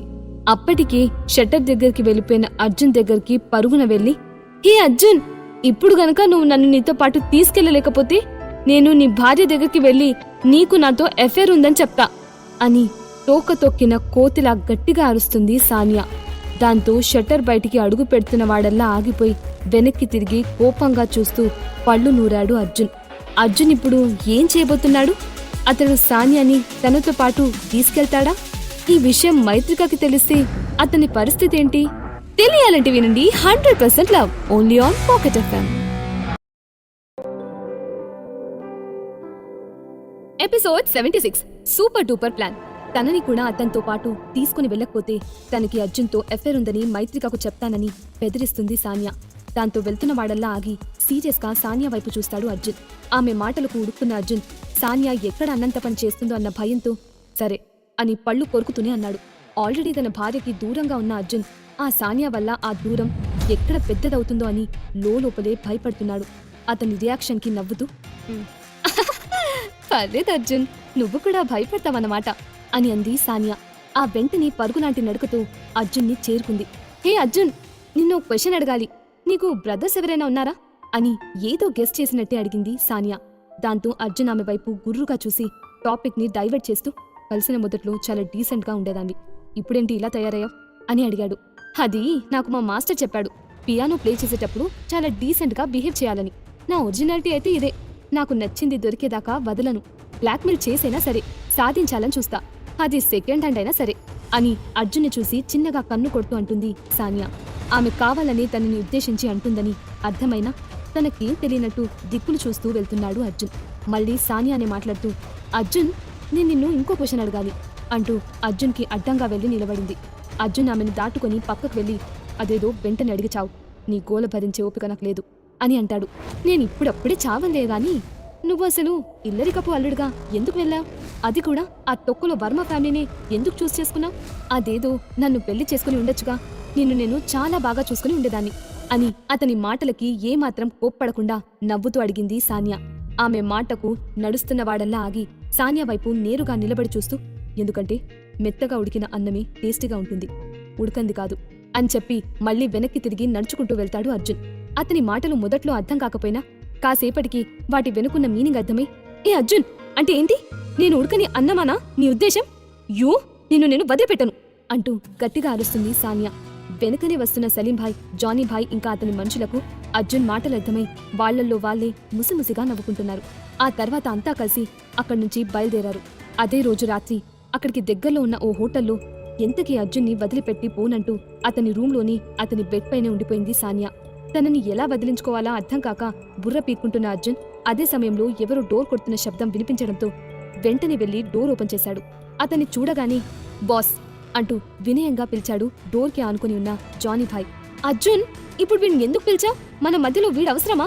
నేను నీతో హ్యాపీగా ఈ నైట్ స్పెండ్ చేద్దామనుకుంటే నువ్వంతా పాడు చేశావు అని బుంగమూతి పెట్టి అంటూ చేతికి అందిన దిండుని అతని పైకి విసురుతుంది సానియా. ఆమె మాటల్ని పట్టించుకుని అర్జున్, కెప్టెన్ జానీ అంటూ అతని రూంలోకి పిలిచాడు. లోపలికి వెళ్లిన అర్జున్ చైర్లో స్టైల్గా కూర్చొని గ్రీన్ టీని సిప్ చేస్తూ జానీ వైపు చూసి, ఏంటి విషయం జానీ, విషయం ఎంతవరకు వచ్చింది అని సీరియస్గా చూస్తూ అడిగాడు. ఎస్ బాస్, అంతా మీరు చెప్పినట్టే చేశాను. మీరు నాకు పంపిన 50 కోట్లని మన్సుకి అందజేశాను. అలాగే సానియాని ఫినిష్ చేశానని కూడా చెప్పాను అని స్ట్రెయిట్ గా నిలబడి హంబుల్గా చూస్తూ అన్నాడు జానీభాయ్. గుడ్. నెక్స్ట్ నువ్వు చేయాల్సిన పని ఆ మన్సుకి సంబంధించిన అకౌంట్స్ బుక్ ని సేకరించి ఇక్కడికి తీసుకురావడం. ఆ తర్వాత జస్ట్ 2 డేస్లోనే అతన్ని ఎక్కడికి పంపించాలో అక్కడికి పంపిస్తా అని అన్నాడు అర్జున్. ఎస్ బాస్ అంటూ గౌరవంగా తల వంచాడు జానీభాయ్. ఆ తర్వాత అతను అక్కడి నుంచి వెళ్లిపోయాడు. మన్సుఖ్ చేసిన ఎన్నో ఇల్లీగల్ యాక్టివిటీస్ కి సంబంధించి అతని అకౌంట్స్ బుక్స్ లో ఒక్కటైనా గ్రేట్ ట్రాన్సాక్షన్ దొరకదా అన్నది అర్జున్ ప్రయత్నం. అయితే వాళ్ళిద్దరి సంభాషణను విన్న సానియా నోట్ తెచ్చుకొని మరీ చూస్తూ, అర్జున్, నువ్వు అతనికి 50 కోట్ల రూపాయలిచ్చావా? అది కూడా నన్ను కాపాడడం కోసమా అని అంటున్న ఆమె కళ్లల్లో అర్జున్ పైన ఉన్న ప్రేమ మరింత పెరిగింది. మళ్ళీ తనే మాట్లాడుతూ, అర్జున్, అసలు నువ్వు వాడిని ఎందుకన్నీ వెంట పెట్టుకుని తిరుగుతున్నా? ఆ జానీభాయ్ పెద్ద మూర్ఖుడు, అలాగే చాలా క్రూరమైన మనిషి. అన్నిటికి మించి వాడు నన్ను కిడ్నాప్ చేశాడు. మా నాన్న అంతటి వ్యక్తే వాడితో జాగ్రత్తగా ఉంటాడు. అలాంటిది నువ్వేమో వాడిని నీ వెంట పెట్టుకుని తిరుగుతున్నావు. అసలు నీకు అంత పెద్ద అమౌంట్ ఎక్కడిది అంటూ వరుసపెట్టలా వాగుతూ అర్జున్పై ప్రశ్నల వర్షం కురిపించింది సాన్యా. ఆమె మాటలని ఏమాత్రం పట్టించుకొని Arjun, it's time to sleep. నువ్వు బయటికైనా వెళ్ళు, లేదా ఇక్కడ నిద్రపో. నన్ను మాత్రం డిస్టర్బ్ చేయకు అని చెప్పి అక్కడే ఉన్న ఓ కౌచ్ మీద పడుకున్నాడు. తనని ఇగ్నోర్ చేస్తున్న అర్జున్ని కోపంగా చూస్తూ పళ్ళు నూరుతుంది సాన్యా. ఆ తర్వాత ఆమె అతని గది నుండి బయటికి వచ్చి నేరుగా తన గదికి వెళ్ళిపోయింది. తన రూంలో బెడ్ పైన బోర్ల పడుకొని సాన్యా అర్జున్ గురించే ఆలోచిస్తూ, అర్జున్, ఎందుకు నువ్వు నా దగ్గర అన్ని దాస్తున్నావు? నేనంటే నీకు ఇష్టమున్నా ఎందుకు నువ్వు విషయాన్ని ఒప్పుకోవట్లేదు అని అనుకుని బాధపడుతూ, నువ్వు చెప్పకపోతే ఏంటి? నేను నీ గురించి కనుక్కోలేనని అనుకుంటున్నావా అర్జున్? నీకు సంబంధించిన అన్ని విషయాలను నేను తెలుసుకుంటాను. నిన్ను ఎలాగైనా నా వాడిని చేసుకుంటాను అని తన కళ్ళను పెద్దవి చేసి మరి చూస్తూ అనుకుంటుంది. ఆమె తనకు తానే అర్జున్ తనని ఇష్టపడుతున్నాడని అనుకుని లోపలే భ్రమపడుతుంది. ఆ తర్వాతి రోజు మధ్యాహ్నం లంచ్ తర్వాత, సలీంభాయ్, ఆ మన్సుఖ్కి శక్తి ప్రావిన్స్ లో ఎన్ని క్యాసినోలున్నాయి అని తన చేతి వేళ్ల మధ్య 5 రూపీ కాయిన్ ని స్టైల్ గా ఆడిస్తూ అడిగాడు అర్జున్. నాకు తెలిసి ఆ మన్సుఖ్కి శక్తి ప్రావిన్స్ లోని మొత్తం 100 క్యాసినోల దాకా ఉన్నాయి. శక్తి ప్రావిన్స్ లోని ఈస్ట్, వెస్ట్, నార్త్, సౌత్ క్యాసినోల బ్రాంచ్ ను మిగతా బ్రాంచెస్ అన్నిటికన్నా కూడా చాలా పెద్దవి. వాటి ద్వారా వచ్చే ప్రాఫిట్స్ కూడా చాలా ఎక్కువగా ఉంటాయి అని చెప్పి, ఏంటి అర్జున్, నువ్వు ఇప్పుడు క్యాసినోలో ఆడాలనుకుంటున్నావా ఏంటి అని చిన్నగా నవ్వుతూ అడిగాడు సలీంభాయ్. అతని మాటలకు అర్జున్ బదిలిస్తూ, ఎస్, నేను పంపిన 50 కోట్లను తిరిగి తీసుకునేందుకు ఇదే సమయం సలీంభాయ్ అని చిన్నగా అని, అందరూ రెడీగా ఉండండి. మనం కాసేపట్లో క్యాసినో వెళ్ళబోతున్నాం. మన దగ్గర పెద్దగా టైం కూడా లేదు. సో బీ క్విక్ అని అన్నాడు. అర్జున్ కళ్ళు ఈవిలిస్టిక్ గా మెరుస్తున్నాయి. అతను తన చేతి వేళ్ల మధ్య కాయిన్స్ ని తిప్పుతూ సీరియస్ గా చూస్తున్నాడు. అంతలో, కానీ అర్జున్, మనం అక్కడికి వెళ్తే మన్సుఖ్ దృష్టిలో పడే అవకాశం ఉంది. వాడు ఎక్కువగా మెయిన్ బ్రాంచ్ క్యాసినోలోనే ఉంటాడు. వాడు నిన్ను చూసినా గుర్తుపట్టకపోవచ్చు, కానీ నన్ను చూసినా సాన్యాన్ని చూసినా వాడికి అనుమానం వస్తుంది. దానివల్ల మన ప్లాన్ పాడయ్యే అవకాశం ఉంది. వాడు ఖచ్చితంగా మా ఇద్దరిని వదిలిపెట్టాడు అని కంగారుగా చూస్తూ అన్నాడు సలీంభాయ్. అతని మాటలకి భయంతో గుటకలు మింగుతూ చూసింది సానియా. దాంతో వాళ్ళిద్దరిలో కలిగిన భయాన్ని గమనించి, మీరేం కంగారు పడకండి, మిమ్మల్ని కాపాడే పూజీ నాది అని నమ్మకంగా అంటూ సలీం భుజం మీద చేయి వేసి తట్టాడు అర్జున్. అలా అంటున్న టైంలో అర్జున్ కళ్ళు మెరుస్తున్నాయి. అతని దగ్గర ఏదో సూపర్ డూపర్ ప్లాన్ ఉందన్నట్టుగా చిన్నగా స్మైల్ ఇచ్చాడు. అదే సమయంలో క్లౌడ్ పీక్ టాప్ విల్లాలో, వెల్ డన్ సంగీత, నువ్వు చాలా మంచి పని చేశావు. ఆ అర్జున్ని ఇక్కడి నుంచి మన వర్మ వంశం నుండి శాశ్వతంగా తరిమేసి చాలా గొప్ప పనే చేశావు. దీనికి నేను నిన్ను అభినందించకుండా ఉండలేను. అతను మన ఫ్యామిలీలో ఉండడం మనకు డేంజర్ మాత్రమే కాదు, అగౌరవమైన విషయం కూడా అని అంది రాణి సులోచనాదేవి. ఆమె సాటిస్ఫైడ్ ఎక్స్ప్రెషన్స్ తో చూస్తూ దర్జాగా సోఫా కౌచ్ మీద కూర్చొని రాజదండాన్ని చేతిలో పట్టుకొని ఊపుతూ కాలు మీద కాలు వేసుకుని కూర్చుంది. అంతలో సంగీత మాట్లాడుతూ, అత్తయ్య, మరి మన మైత్రిక వర్మ కంపెనీస్ కి వైస్ ప్రెసిడెంట్ గా కంటిన్యూ అవుతుంది కదా అని వినయంగా చూస్తూ మరోవైపు టెన్షన్ తో చేతులు నలుపుకుంటూ అడిగింది. ఆమె అడిగిన దానికి చిన్నగా నవ్వుతూ, ఆఫ్ కోర్స్ అని అంది సులోచనాదేవి. పైకి అలా అందే కాని లోపల కన్నింగా నవ్వుకుంది రాణి సులోచన. అర్జున్ అడ్డు తొలగిపోవడంతో ఇక తన ప్లాన్ ని సక్రమంగా అమలు చేయొచ్చని, మైత్రికను ఈజీగా వైస్ ప్రెసిడెంట్ పొజిషన్ నుంచి దింపొచ్చు అన్నది ఆమె ఆలోచన. అర్జున్ లేకపోవడంతో సంగీతకు తన కూతురు మైత్రిక ఏ విషయంలోనూ అడ్డు చెప్పడం లేదు. తన తల్లి ఏం చేసినా పట్టించుకోకుండా తనకేం పట్టనట్టు ఇగ్నోర్ చేస్తుంది. సులోచన జవాబుతో మరింత మురిసిపోతూ, చాలా థ్యాంక్స్ అత్తయ్య గారు అని సంతోషంగా చూస్తూ అంది సంగీత.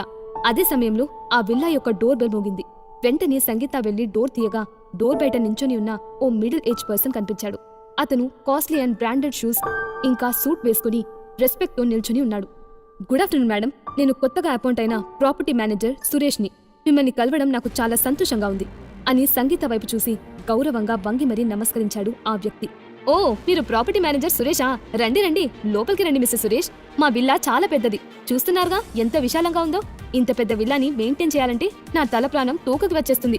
రండి, వచ్చి కూర్చోండి అంటూ కావాలని ఆడంబరంగా మాట్లాడుతుంది సంగీత. లోపలికి వచ్చిన సురేష్ తన చేతిలోని ఫైల్స్ ని ఓపెన్ చేసి చూపిస్తూ, మేడం, నేను మిమ్మల్ని ఇబ్బంది పెట్టకుండా స్ట్రేట్ గా పాయింట్ కి వచ్చేస్తాను. నేను ప్రాపర్టీ ఫీజు ని కలెక్ట్ చేసుకోవడానికి కంపెనీ తరపున ఇక్కడికి వచ్చాను అని గౌరవంగా నవ్వుతూ చెప్పాడు. ఓ, మీరు ప్రాపర్టీ ఫీజు ని కలెక్ట్ చేసుకోవడానికి వచ్చారా? నేను వేరే ఏదైనా పెద్ద డీల్ గురించి మాట్లాడడానికి వచ్చారేమో అనుకున్నాను అని చెప్పి, ఏది ఆ ఫైల్స్ ని ఇలా చూపించండి, ఎంత పే చేయాలో చూసి అంతా ఇప్పుడే కట్టేస్తాను. మళ్ళీ మీరు ఎవ్రీ మంత్ ఇక్కడికి రావాల్సిన అవసరం ఉండదు అని గర్వంగా చూస్తూ చెప్పింది సంగీత. మళ్ళీ తనే మాట్లాడుతూ, మీకు తెలుసుగా ఈ ముంబైలో మా వర్మ ఫ్యామిలీ స్టేటస్ ఎలాంటిదో. అలాంటిది మా ఇంటికి మీరు ప్రతి నెల ఫీజు కలెక్ట్ చేయడానికి వస్తే మాకెంత చిన్న చూపు. మేము కనీసం ప్రాపర్టీ ఫీజుని కూడా సరిగ్గా పే చేయలేకపోతున్నామని అందరూ మమ్మల్ని మిస్సింగ్ అండర్స్టాండ్ చేసుకోరు అని తన ఒంటి మీదున్న నగలను సర్దుకుంటూ అంది సంగీత. ఆమె ఇంగ్లీష్ నాలెడ్జ్ గురించి తెలియని సురేష్ ఆమె లాస్ట్లో ఏమందో అర్థం కాక సంగీత వైపు అయోమయంగా చూశాడు. అంతలో సంగీత మాటలను అర్థం చేసుకున్న సులోచనాదేవి నవ్వుతూ, అది మిస్సింగ్ అండర్స్టాండింగ్ కాదు సంగీత, మిస్అండర్స్టాండ్ అని చెప్పి, ఎలాగో ఆ వేస్ట్ అర్జున్ని నువ్వు ఇంట్లో నుంచి తరిమేశావు కనుక ఆ ప్రాపర్టీకి సంబంధించిన ఫీజుని నేను పే చేస్తాను. ఇది నా తరపు నుండి నీకిస్తున్న చిన్న ట్రీట్ అనుకో అని నవ్వుతూ అంది. నిజానికి సులోచనాదేవి ఆలోచన వేరే ఉంది. ఎలాగో త్వరలో ఆమె ఈ విల్లా మొత్తాన్ని తన ఆధీనంలోకి తీసుకుంటుంది కాబట్టి ఇప్పుడు ప్రాపర్టీ ఫీజుని పే చేసే నేపంతో ప్రాపర్టీ మేనేజర్ సురేష్తో రిలేషన్ని పెంచుకోవడం మంచిది అనుకుంది. అయితే సంగీత మాట్లాడుతూ, అత్తయ్య, ఈ చిన్న అమౌంట్ని మీరు పే చేస్తే ఏం బాగుంటుంది చెప్పండి, దీన్ని నేనే పే చేస్తాను అని నవ్వుతూనే వద్దన్నట్టుగా సైగ చేస్తూ అంది. ఆమె మాటలకు చిన్నగా నిట్టూర్చింది సులోచనాదేవి. తన మాటనే కాదన్న సంగీత వైపు గుర్రుగా చూస్తూ కూర్చుంది. అవునులే సంగీత, మీరు ఉంటున్నది ముంబైలోనే అందరికన్నా ఎత్తులో ఉన్న విల్లాలో కదా, మరి నీకు అంతలా పొగరుండడంలో తప్పులేదు అని చిన్నగా కోపం చూపిస్తూ రాజదండాన్ని పిసుకుతూ అంది సులోచనాదేవి. అయ్యో అత్తయ్య, మీ నన్ను తప్పుగా అర్థం చేసుకుంటున్నారు, నేనా ఉద్దేశంతో అనలేదు అని తల వంచుకొని చెప్పి చిన్నగా మూతి తిప్పుకుంది సంగీత. అంతలో ప్రాపర్టీ మేనేజర్ సురేష్ మాట్లాడుతూ, మేడం, మీరుంటున్న ఈ టాప్ పిక్ విల్లా కట్టాల్సిన ఫీజు 5 కోట్లు, అలాగే కింద ఉన్న ఫస్ట్ ఫ్లోర్ విల్లాకి కట్టాల్సిన ఫీజేమో 3 కోట్లు అని చెప్తూ తన చేతిలో ఉన్న ఫైల్స్లోని డీటెయిల్స్ ని చూపించాడు. అతని మాటలు విన్న సంగీత కళ్ళు ఆశ్చర్యంతో పెద్దవయ్యాయి. నోర్ని బావురు కప్పలా తెరుచుకొని, ఏంటి, టాప్ విల్లాకి ఫీజు 5 కోట్లు, ఫస్ట్ ఫ్లోర్ విల్లాకేమో 3 కోట్లా అంటూ కళ్ళు పెద్దవి చేసి మరీ అంది. ఇప్పుడు సంగీత ఏం చేస్తుంది? అంత పెద్ద అమౌంట్ ని ఆమె ఎలా అరేంజ్ చేస్తుంది? అర్జున్ మైండ్ లో ఉన్న ఆ సూపర్ డూపర్ ప్లాన్ ఏంటి? తెలియాలంటే వినండి 100% love only on pocket FM.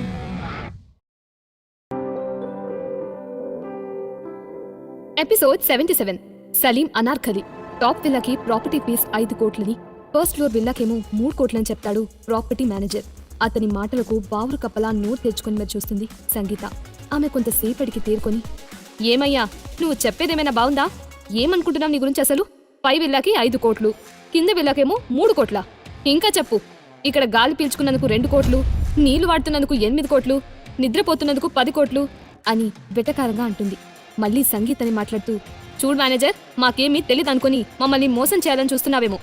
ఇక్కడ నీ పప్పులేవి ఉడకవు, నేను మీ పై ఆఫీసర్కి కంప్లైంట్ చేయగలను అని కోపంగా చూస్తూ అంది. మరోవైపు ఆ ఫీజు అమౌంట్ని విన్న సులోచనాదేవి కూడా కాస్త షాక్ అయిందని చెప్పాలి. ఆమెకి అలాంటి వాటి గురించి బాగా తెలిసినప్పటికీ తను ఎప్పుడూ ఇంత పెద్ద అమౌంట్ని ప్రాపర్టీ ఫీజుగా పే చేయలేదు. అయితే సంగీత మాత్రం ఇన్ని రోజులు తను ఒక మిడిల్ క్లాస్ లైఫ్ని లీడ్ చేయడం వల్ల ఇంత భారీ అమౌంట్ని ప్రాపర్టీ ఫీజుగా కట్టాలని వినగానే షాక్తో కొయ్యబారిపోయింది. మేడం, ఇది విల్లాకి ప్రతి ఇయర్ పే చేసే అమౌంటేగా, ఇప్పుడు ఎందుకు ఇంతలా షాక్ అవుతున్నారు? ప్రతి ఇయర్ మీ విల్లా యొక్క property fees time to time pay అయిపోతూ ఉండేది, కానీ ఈసారి మాత్రం లేట్ అయింది, అందుకే నేను మీ విల్లాకి రావాల్సి వచ్చింది అంటూ చిన్నగా స్మైల్ ఇస్తూ సిచ్యువేషన్ని ఎక్స్ప్లెయిన్ చేస్తాడు ప్రాపర్టీ మేనేజర్ సురేష్. సులోచన మాట్లాడుతూ, అదేంటి మేనేజర్ గారు, మేము మా వర్మ మ్యాన్షన్కి కూడా అంత పెద్ద అమౌంట్ని ప్రాపర్టీ ఫీజుగా పే చేయలేదు, మీరేమో ఇంత భారీగా పే చేయాలని అంటున్నారు. నాకు తెలిసిన ఇన్ఫర్మేషన్ ప్రకారం ముందు ఈ క్లౌడ్ పీక్ విల్లాస్లో ఉన్న వాళ్ళు సంవత్సరానికి కేవలం 10 లక్షల రూపాయలు మాత్రమే ప్రాపర్టీ ఫీజుగా పే చేశారు. మరి మాకెందుకు ఇంత ఎక్కువగా చెప్తున్నారు అని దీర్ఘంగా అతని వైపు చూస్తూ మాట్లాడింది. రాణి సులోచన గారు, మీరు చెప్పేది నిజమే. ఇంతకుముందు ఈ విల్లాస్లో ఉన్నవాళ్లు 10 లక్షలు మాత్రమే పే చేసేవాళ్ళు, కానీ అప్పుడు చాలా ఫ్యామిలీస్ ఈ విల్లాలో ఉండేవాళ్లు. ఇప్పుడు ఇక్కడ మొత్తం విల్లాకి మీ 2 ఫ్యామిలీస్ మాత్రమే ఉన్నాయి. మీరు మొత్తం మీద క్యాల్కులేట్ చేస్తే నేను చెప్పిన అమౌంట్నే మీరు పే చేయాల్సి వస్తుంది అంటూ చాలా ఓపికగా ఎక్స్ప్లెయిన్ చేశాడు సురేష్. అతని మాటలు విన్న సులోచన సంగీత వైపు చూసి చిన్నగా నిట్టూర్చింది. ఆమె మైండ్లో ఒకటే రన్ అవుతుంది, మైత్రిక ఇయర్లీ ఎర్నింగ్ మొత్తాన్ని కలిపినా అంత పెద్ద అమౌంట్ని వాళ్ళు పే చేయలేరు. అలాంటిది ఎలా సంగీత వాళ్ళు వాటిని మేనేజ్ చేస్తారనేది ఆమె డౌట్. అందుకే ఏమీ అర్థం కాక ఇప్పుడు సంగీత ఈ సిచ్యువేషన్ని ఎలా మేనేజ్ చేస్తుందో చూద్దామన్నట్టు తీరిగ్గా చూస్తూ కూర్చుంది. అంతలో ఏదో గుర్తొచ్చిన దానిలా సులోచన వైపు చూసిన సంగీత, అత్తయ్య, మొన్నొక రోజు ఆ అర్జున్ ఫోన్లో ఎవరితోనో ప్రాపర్టీ ఫీజు గురించి మాట్లాడడం నేను విన్నాను. అతను ప్రాపర్టీ ఫీజుకి కావాల్సిన అమౌంట్ని తనే పే చేస్తానని ఫోన్లో అన్నాడు అని చెప్తూ ఒకలాంటి స్ట్రేంజ్ ఎక్స్ప్రెషన్స్తో చూస్తూ అంది. వాట్? ఇంపాసిబుల్. అంటే ప్రాపర్టీ ఫీజుకి కావాల్సిన అమౌంట్ నీ ట్రాష్ అల్లుడి దగ్గరుందా? అతనికంత డబ్బు ఎక్కడిది? అతనంత డబ్బు ఉన్న పర్సన్ అయితే వర్మ వంశానికి ఇల్లరికపు అల్లుడుగా ఎందుకు వచ్చాడు అని తన రాజదండాన్ని గట్టిగా పట్టుకొని అడిగింది. నిమిషానికి సులోచనలోని యాంగ్జైటీ లెవెల్ పెరిగిపోతుంది. ఎక్కడ తనకి హార్ట్అటాక్ వస్తుందో అన్నంతలా ఆమె కంగారు పడుతుంది. ఇప్పటి వరకు ఎవరెవరితోనో సంబంధాలు పెట్టుకుని వాళ్ల ఇన్ఫ్లుయెన్స్ ద్వారా మైత్రికను అర్జున్ సేవ్ చేశాడని అనుకుంది. కానీ ఇప్పుడు అతనే అంత భారీ అమౌంట్ ని పే చేస్తాడంటే ఆమెకు ఎక్కడో తేడా కొట్టింది. అర్జున్ వెనుక ఏదో రహస్యం దాగి ఉందని మాత్రం సులోచనకు అర్థమైంది. అదేంటో కనుక్కోవాలని ఆమె ఉవ్విళ్ళూరుతుంది. ఎలాగో అలా అర్జున్ అడ్డును తొలగించుకున్నామని సంతోషపడుతున్న టైంలో ఈ విషయం తెలియడంతో ఆమెను అర్జున్ గురించి కొన్ని అనుమానాలు మొదలయ్యాయి. అతను కనుక వాళ్లకన్నా రిచ్ పర్సన్ అయితే ఆ తర్వాత వాళ్ళు మైత్రికను ఏమాత్రం కంట్రోల్ చేయలేరు. ఆమెను వైస్ ప్రెసిడెంట్ పొజిషన్ నుంచి దింపడం అనేది కలే అవుతుంది. అందుకే సులోచన అంతలా కంగారు పడుతూ అర్జున్ గురించి తెలుసుకోవాలని ప్రయత్నిస్తుంది. ఎంతకీ ప్రాపర్టీ ఫీజుని పే చేయకుండా ఒకరి మొహాలు ఒకరు చూసుకుంటున్న సులోచన సంగీతలను చూసి, మేడం, మీరు ఈ ప్రాపర్టీ ఓనర్ మిస్టర్ అర్జున్ పిలిస్తే నేను ఆయనతో దీని గురించి మాట్లాడతాను అని చిన్నగా నవ్వుతూ అన్నాడు సురేష్. అతను చెప్పింది విన్న సంగీత గయ్యమంటూ, ఏం మాట్లాడుతున్నావయ్యా నువ్వు? ఈ విల్లాకి ఓనర్ నా కూతురు మైత్రిక. తనకు ఈ విల్లా గిఫ్ట్ కింద వచ్చింది. మధ్యలో ఆ అర్జున్ గాడి పేరు చెప్తావేంటి అని గట్టిగా అరుస్తూ మాట్లాడుతుంది. మేడం, మీరేం మాట్లాడుతున్నారో నాకు అర్థం కావడం లేదు. ఈ విల్లాస్కి మైత్రిక గారితో పాటు మిస్టర్ అర్జున్ కూడా వన్ ఆఫ్ ది ఓనర్ అని మాకు ఇన్ఫర్మేషన్ ఉంది. మీరు అతని రిలేటివ్స్ కదా, మీకు ఈ విషయం తెలీదా అని వాళ్ల వైపు అనుమానంగా చూస్తూ అడిగాడు సురేష్. అతని మాటలతో షాక్లోకి వెళ్లిన సులోచన సంగీతలు కాసేపు ఏమీ మాట్లాడలేదు. ఇద్దరూ మౌనంగా ఆలోచిస్తూ ఉండిపోయారు. దాంతో వాళ్ళిద్దరి వైపు స్ట్రేంజ్ ఎక్స్ప్రెషన్స్ తో చూశాడు సురేష్. సులోచన వైపు చూసిన సంగీత, అత్తయ్య, కొంపతీసి ఆ సీక్రెట్ రిచ్ మ్యాన్ ఈ అర్జున్ కాదు కదా అంటూ తను అనుమానాన్ని బయటపెట్టింది. ఆమె మాటలకు టక్కున సోఫాలోంచి పైకి లేచి, పాసిబుల్ సంగీత, అలా అయ్యే అవకాశమే లేదు. నీ ట్రాష్ అల్లుడి రేంజ్ ఏంటి, ఆ సీక్రెట్ రిచ్ మ్యాన్ రేంజ్ ఏంటి? వాళ్ళిద్దరూ ఒక్కరే అయ్యుంటారని ఎలా అనుకుంటున్నావు? నీ అల్లుడికి అవతల వాళ్ళ చేత మాటలు పట్టం, ఊరికే కూర్చొని తినడం మాత్రమే తెలుసు. అలాంటిది అతను ఈ ప్రపంచాన్నే గడగడలాడించే సీక్రెట్ రిచ్ పర్సన్ ఎలా అవుతాడు అని గంభీరమైన గొంతుతో అంది రాణి సులోచన. మళ్లీ అంతలోనే ఆమె మాట్లాడుతూ, ఈ అర్జున్ ఆ సీక్రెట్ రిచ్ మ్యాన్ కి ఫాలోవర్ అయి ఉంటాడు. అందుకే వీళ్ళందరూ అతన్ని ఈ విల్లాకి ఓనర్ అనుకుంటున్నారు అని ఏదో అర్థమైనట్టు తనని తాను స్థిమితపరుచుకుంటూ అంది సులోచన. ఆమె మాటలకు నిజమే అన్నట్టు తలుపుతూ, అవునవునత్తయ్య, మీరు చెప్తుంటే నాకు కూడా నిజమే అనిపిస్తుంది. అసలు అర్జున్కి అంత డబ్బు ఎక్కడి నుంచి వస్తుంది చెప్పండి? పనా పాట అతనికి ఎప్పుడూ ఖాళీగా తిరుగుతూ ఉంటాడు. మైత్రికకి సీక్రెట్ రిచ్ మ్యాన్ హెల్ప్ చేస్తున్నాడని తెలిసి అతని ఫాలో అయితే తనకు కూడా బెనిఫిట్ ఉంటుందని అనుకుని ఉంటాడు. అలా సీక్రెట్ రిచ్ మ్యాన్ హెల్ప్ తో సిగ్గు లేకుండా ఈ విల్లాస్ కి తనే ఓనర్ అని చెప్పుకుంటూ తిరుగుతున్నట్టున్నాడు అని మూతి తిప్పుకుంటూ అంటుంది సంగీత. ఏదేమైనా ఇప్పుడు మనం ఆ అర్జున్ని వెనక్కి రప్పించాలి. విల్లా యొక్క ప్రాపర్టీ ఫీజుకి సంబంధించిన డబ్బు ఆ అర్జున్ దగ్గరే ఉండి ఉంటుంది. అతను ఆ డబ్బుతో ఉడాయించాలని ప్లాన్ చేస్తున్నట్టున్నాడు. అది అంత ఈజీ కాదు అని తన రాజదండాన్ని నేలకేసి గట్టిగా కొడుతూ అంది సులోచన. అత్తయ్య, మీరేం కంగారు పడకండి. ఆ అర్జున్కి నేను ఇప్పుడే ఫోన్ చేసి ఇక్కడికి పిలిపిస్తాను అని చెప్పి హరిగా తన ఫోన్ తీసుకుని అర్జున్ నెంబర్కి డైల్ చేస్తుంది సంగీత. ఈ పనికిమాలిన అర్జున్ ఎక్కడున్నాడో ఏంటో, త్వరగా ఇక్కడికి వచ్చి ప్రాపర్టీ ఫీజుని పే చేస్తాడా సరే, లేకుంటే సీక్రెట్ రిచ్ మ్యాన్ వాడిని వదిలిపెట్టడు అని పళ్ళు నూరుతూ అర్జున్ ఫోన్ లిఫ్ట్ చేయట్లేదని చిరాకు పడుతూ అంది సంగీత. అవతలి వైపు సంగీత నుంచి ఫోన్ రావడం గమనించిన అర్జున్ ఫేస్ లో ఈవిలిస్టిక్ నవ్వు మెరిసింది. అతను కావాలనే ఫోన్ ని సైలెంట్ లో పెట్టి చిన్నగా నవ్వుకున్నాడు. ఈ టైఫాయిడ్ పర్సన్ కి ఎంత ధైర్యం నా ఫోన్ కాల్ ని లిఫ్ట్ చేయడా అని కోపంగా అంటూ కాల్ని నేలకేసి కొడుతుంది సంగీత. ఈసారి ఆమె మాటలకు సులోచన కూడా అర్థం కానట్టు ఎక్స్ప్రెషన్స్ పెట్టి చూస్తుంది. అక్కడున్న ప్రాపర్టీ మేనేజర్ సురేష్ మాత్రం చిన్నగా నవ్వుతూ, మేడం గారు స్టూపిడ్ పర్సన్ అనబోయి టైఫాయిడ్ పర్సన్ అన్నట్టున్నారు అని అంటాడు. దాంతో సంగీత ఇంగ్లీష్ కి తట్టుకోలేక తల కొట్టుకుంటుంది సులోచన. మళ్లీ ప్రాపర్టీ మేనేజర్ సురేష్ మాట్లాడుతూ, మేడం, మీరు కాస్త త్వరగా పే చేస్తే నేను ఇక్కడి నుంచి బయలుదేరుతాను అని కాస్త చిరాగ్గా వాళ్ల వైపు చూస్తూ అన్నాడు. అతనికి ఏం సమాధానం చెప్పాలో అర్థం కాక సులోచన సంగీతలు ఇద్దరూ ఒకరి మొహాలొకరు చూసుకున్నారు. సులోచనాదేవి ప్రాపర్టీ మేనేజర్ సురేష్ వైపు చూసి మాట్లాడుతూ, చూడండి మిస్టర్ సురేష్, ఇవాళ నేను నా చెక్ బుక్ ని నాతో పాటు తీసుకురావడం మర్చిపోయాను.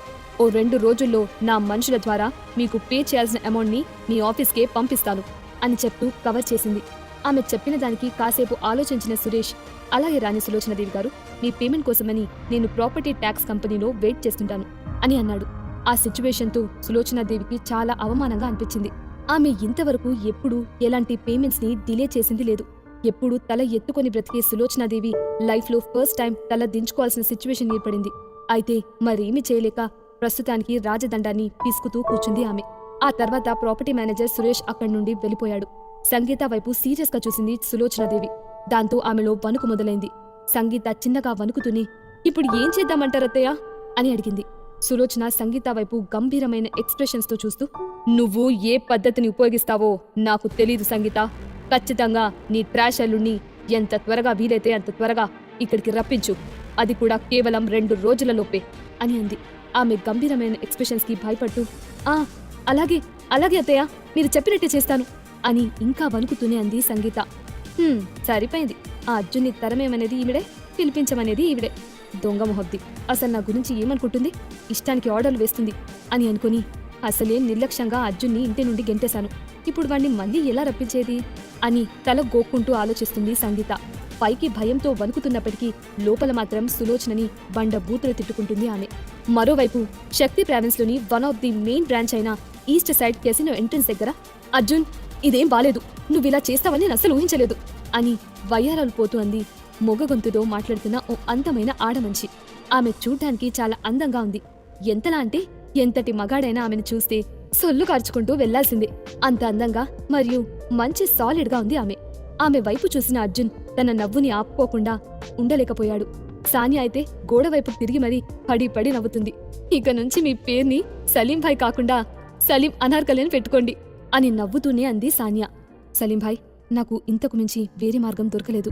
అయినా మీరు ఈ ఆడవేషంలో మంచి హాట్గా కనిపిస్తున్నారు అని చిన్నగా అంటూని పళ్ళున నవ్వాడు అర్జున్. ఎరుపు రంగు సిల్క్ శారీలో కాసింత నడుము కనిపిస్తూ ఫుల్ మేకప్తో జిగేల్ జిగేల్మంటూ మెరిసిపోతున్నాడు సలీంభాయ్.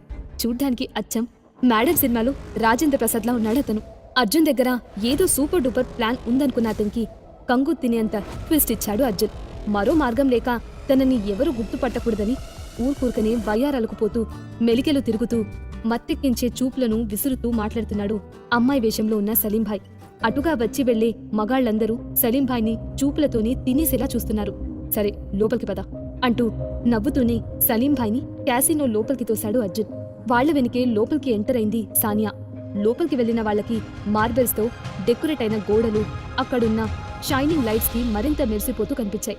అక్కడున్న జనమంతా గోలగోల చేస్తూ హోరాహోరిగా గ్యాంబ్లింగ్ లో పార్టిసిపేట్ చేస్తున్నారు. కొందరి మొహం ఆనందంగా, మరికొందరిది బాధగా, ఇంకొంతమంది ఫేసెస్ అయితే నర్వస్ గా కనిపిస్తూ ఉన్నాయి. మరి కొందరైతే వాళ్ల జీవితాలని పనంగా పెట్టి మరీ ఆ గేమ్స్ ని ఆడుతున్నారు. సానియా ఫేస్ ని స్కార్ఫ్ తో చుట్టేయడంతో ఆమెని కూడా ఎవరూ గుర్తుపట్టే అవకాశం లేకపోయింది. అర్జున్ కి దగ్గరగా వచ్చిన సానియా అతని భుజానికి తన భుజాన్ని ఆనించి మరీ అక్కడి ప్రదేశాన్ని తీక్షణంగా చూస్తుంది. దాంతో ఆమెకి కాస్త దూరంగా జరిగాడు అర్జున్. అర్జున్, ఇక్కడంతా చాలా కాంప్లికేటెడ్ గా ఉంది, ఈ ప్లేస్ చాలా భయంకరంగా ఉంది అంటూ కావాలని అతనికి అతుక్కొని మరీ అంది సానియా. దాంతో ఆమెని తన నుంచి దూరంగా తోశాడు అర్జున్. ఆమెని తిట్టాలన్నంత కోపంగా ఉన్నా అక్కడి వాళ్ల దృష్టి తన మీద పడకూడదని కామ్గా ఉన్నాడు అర్జున్. అర్జున్, సలీం, సానియా ఆ క్యాసినోకి ఎందుకు వెళ్లారు? వాళ్ల ప్లాన్ ఏంటి? సంగీత అర్జున్ని తిరిగి విల్లాకి రప్పించగలదా? దానికోసం ఆమె ఏమేం చేయబోతుంది? తెలియాలంటే వినండి 100% love only on pocket FM.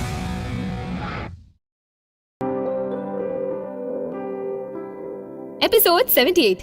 నా పేరు ముఖేష్. కెసినోలో అర్జున్ని కావాలని తన భుజాలతో టచ్ చేస్తూ ఉంటుంది సానియా. ఆమె బిహేవియర్కి కోపం వచ్చినా అవతలి వాళ్ళ దృష్టి తమ మీద పడకూడదని తనని తాను శాంతపరుచుకుంటాడు అర్జున్.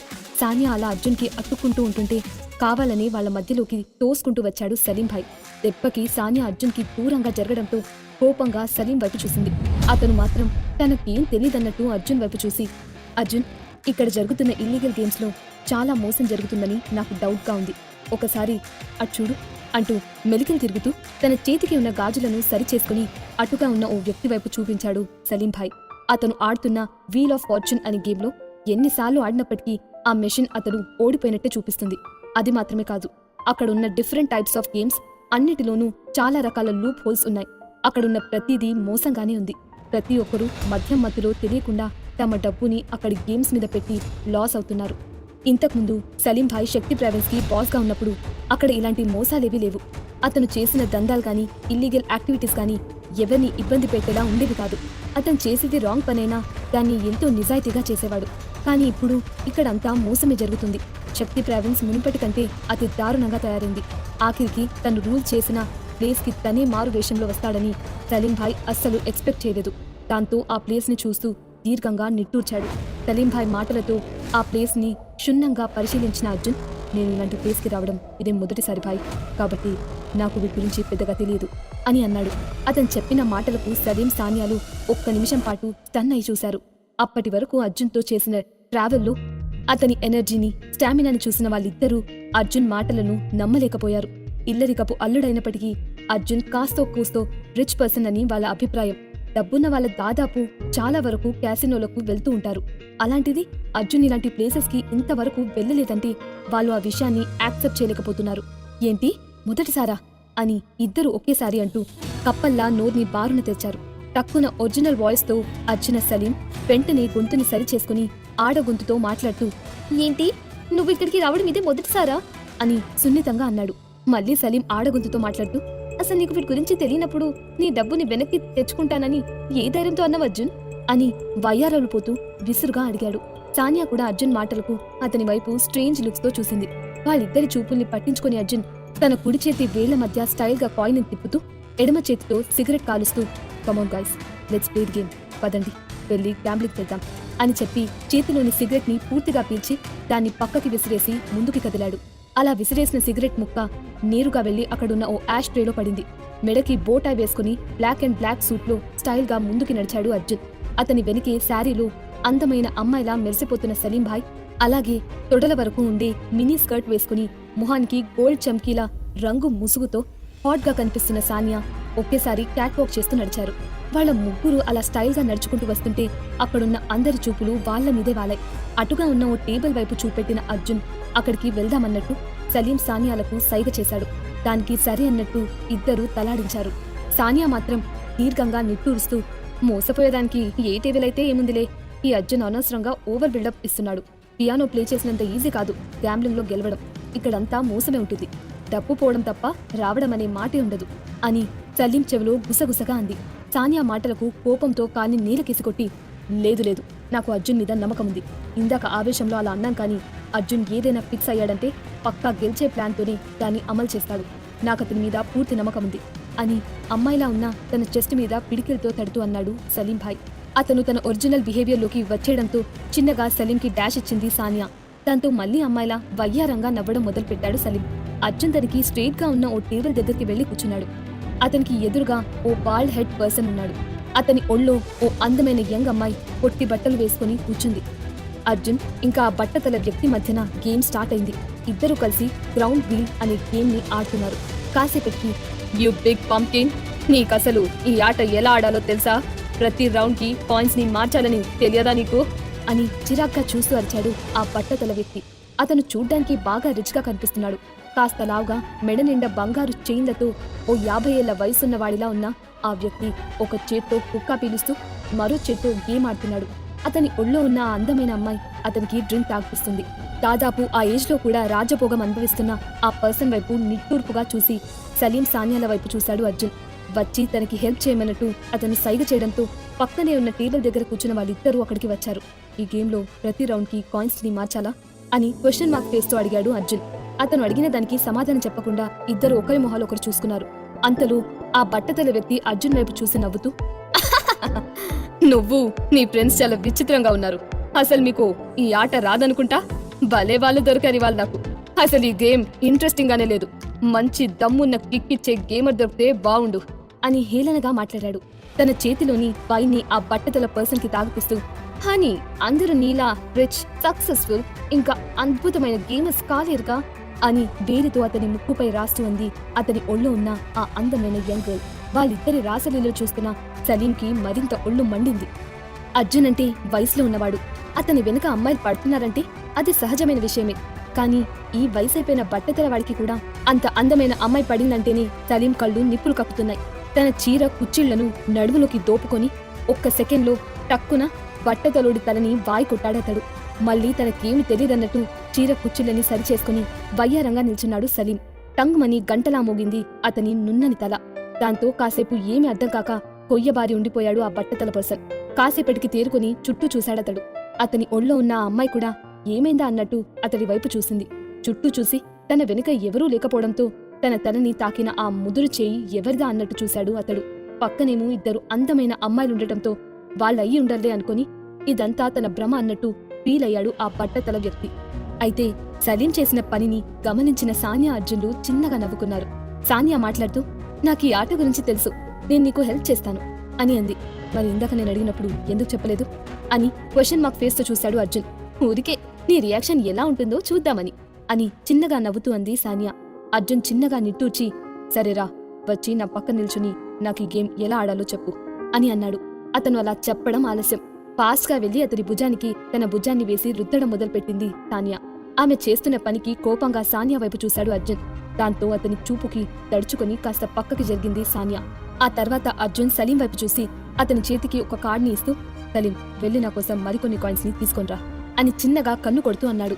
ఆల్ రైట్ అని ఆడగొంతుతో చెప్పి అక్కడి నుంచి ముందుకి కదలబోయాడు సలీం.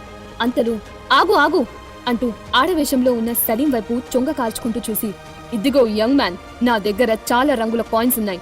నేను నీకు కొన్ని కాయిన్స్ ఇస్తా. వాటికి బదులు నువ్వు నాకు ఈ ఆంటీనివ్వు. చూడ్డానికి బాగా సాలిడ్ గా ఉంది, మంచి ఊపు తెప్పిస్తుంది అని చొంగు కార్చుకుంటూ అన్నాడు ఆ బట్టతల పర్సన్. అతని మాటలు విన్న సలీంకి గుండెల్లో గుణపం దిగినంత పనైంది. దాంతో కనుగుడ్లను పెద్దవి చేసి మరీ అతని వైపు గుర్రుగా చూశాడు.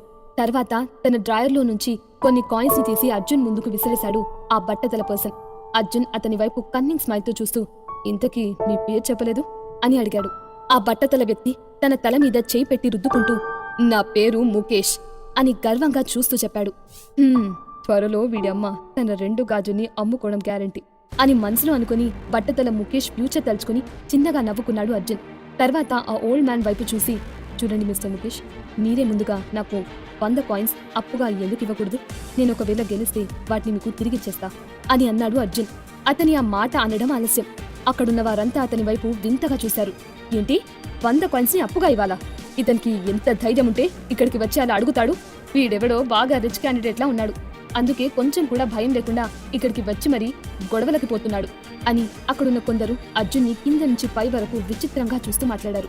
మరోవైపు, వాడి సంగతేమో గాని వాడి పక్కనున్న అమ్మాయిలు మాత్రం జాంప్ పండులా నిగలిగలాడిపోతున్నారు అని ఒకడంటే, మామా, అక్కడ శారీ కట్టుకుని ఉంది చూడరా ఒకటి, ఏముంది మామా పిల్ల, ఒక్క రాత్రికైనా దాన్ని అనుభవించాలని కోరికగా ఉంది అని మరొకడు గుండెల మీద చేపెట్టుకుని రుద్దుకుంటూ అన్నాడు.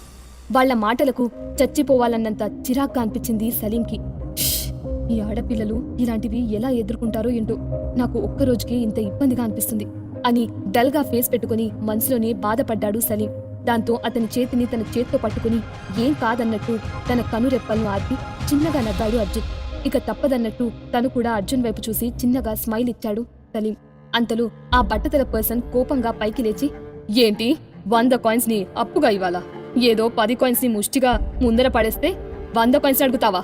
నీకెంత ధైర్యం? నా మనుషుల చేత తన్నులు తినాలనుకుంటున్నావా ఏంటి అని గంభీరమైన గొంతుతో అన్నాడు. డార్లింగ్, అనవసరంగా నువ్వెందుకు కంగారు పడతావు? నీ దగ్గర చాలా వాల్యుబుల్స్ కాయిన్స్ ఉండేసరికి ఎలాగైనా నిన్ను గెలవాలన్న ఆత్రంలో అడుగుంటాడు.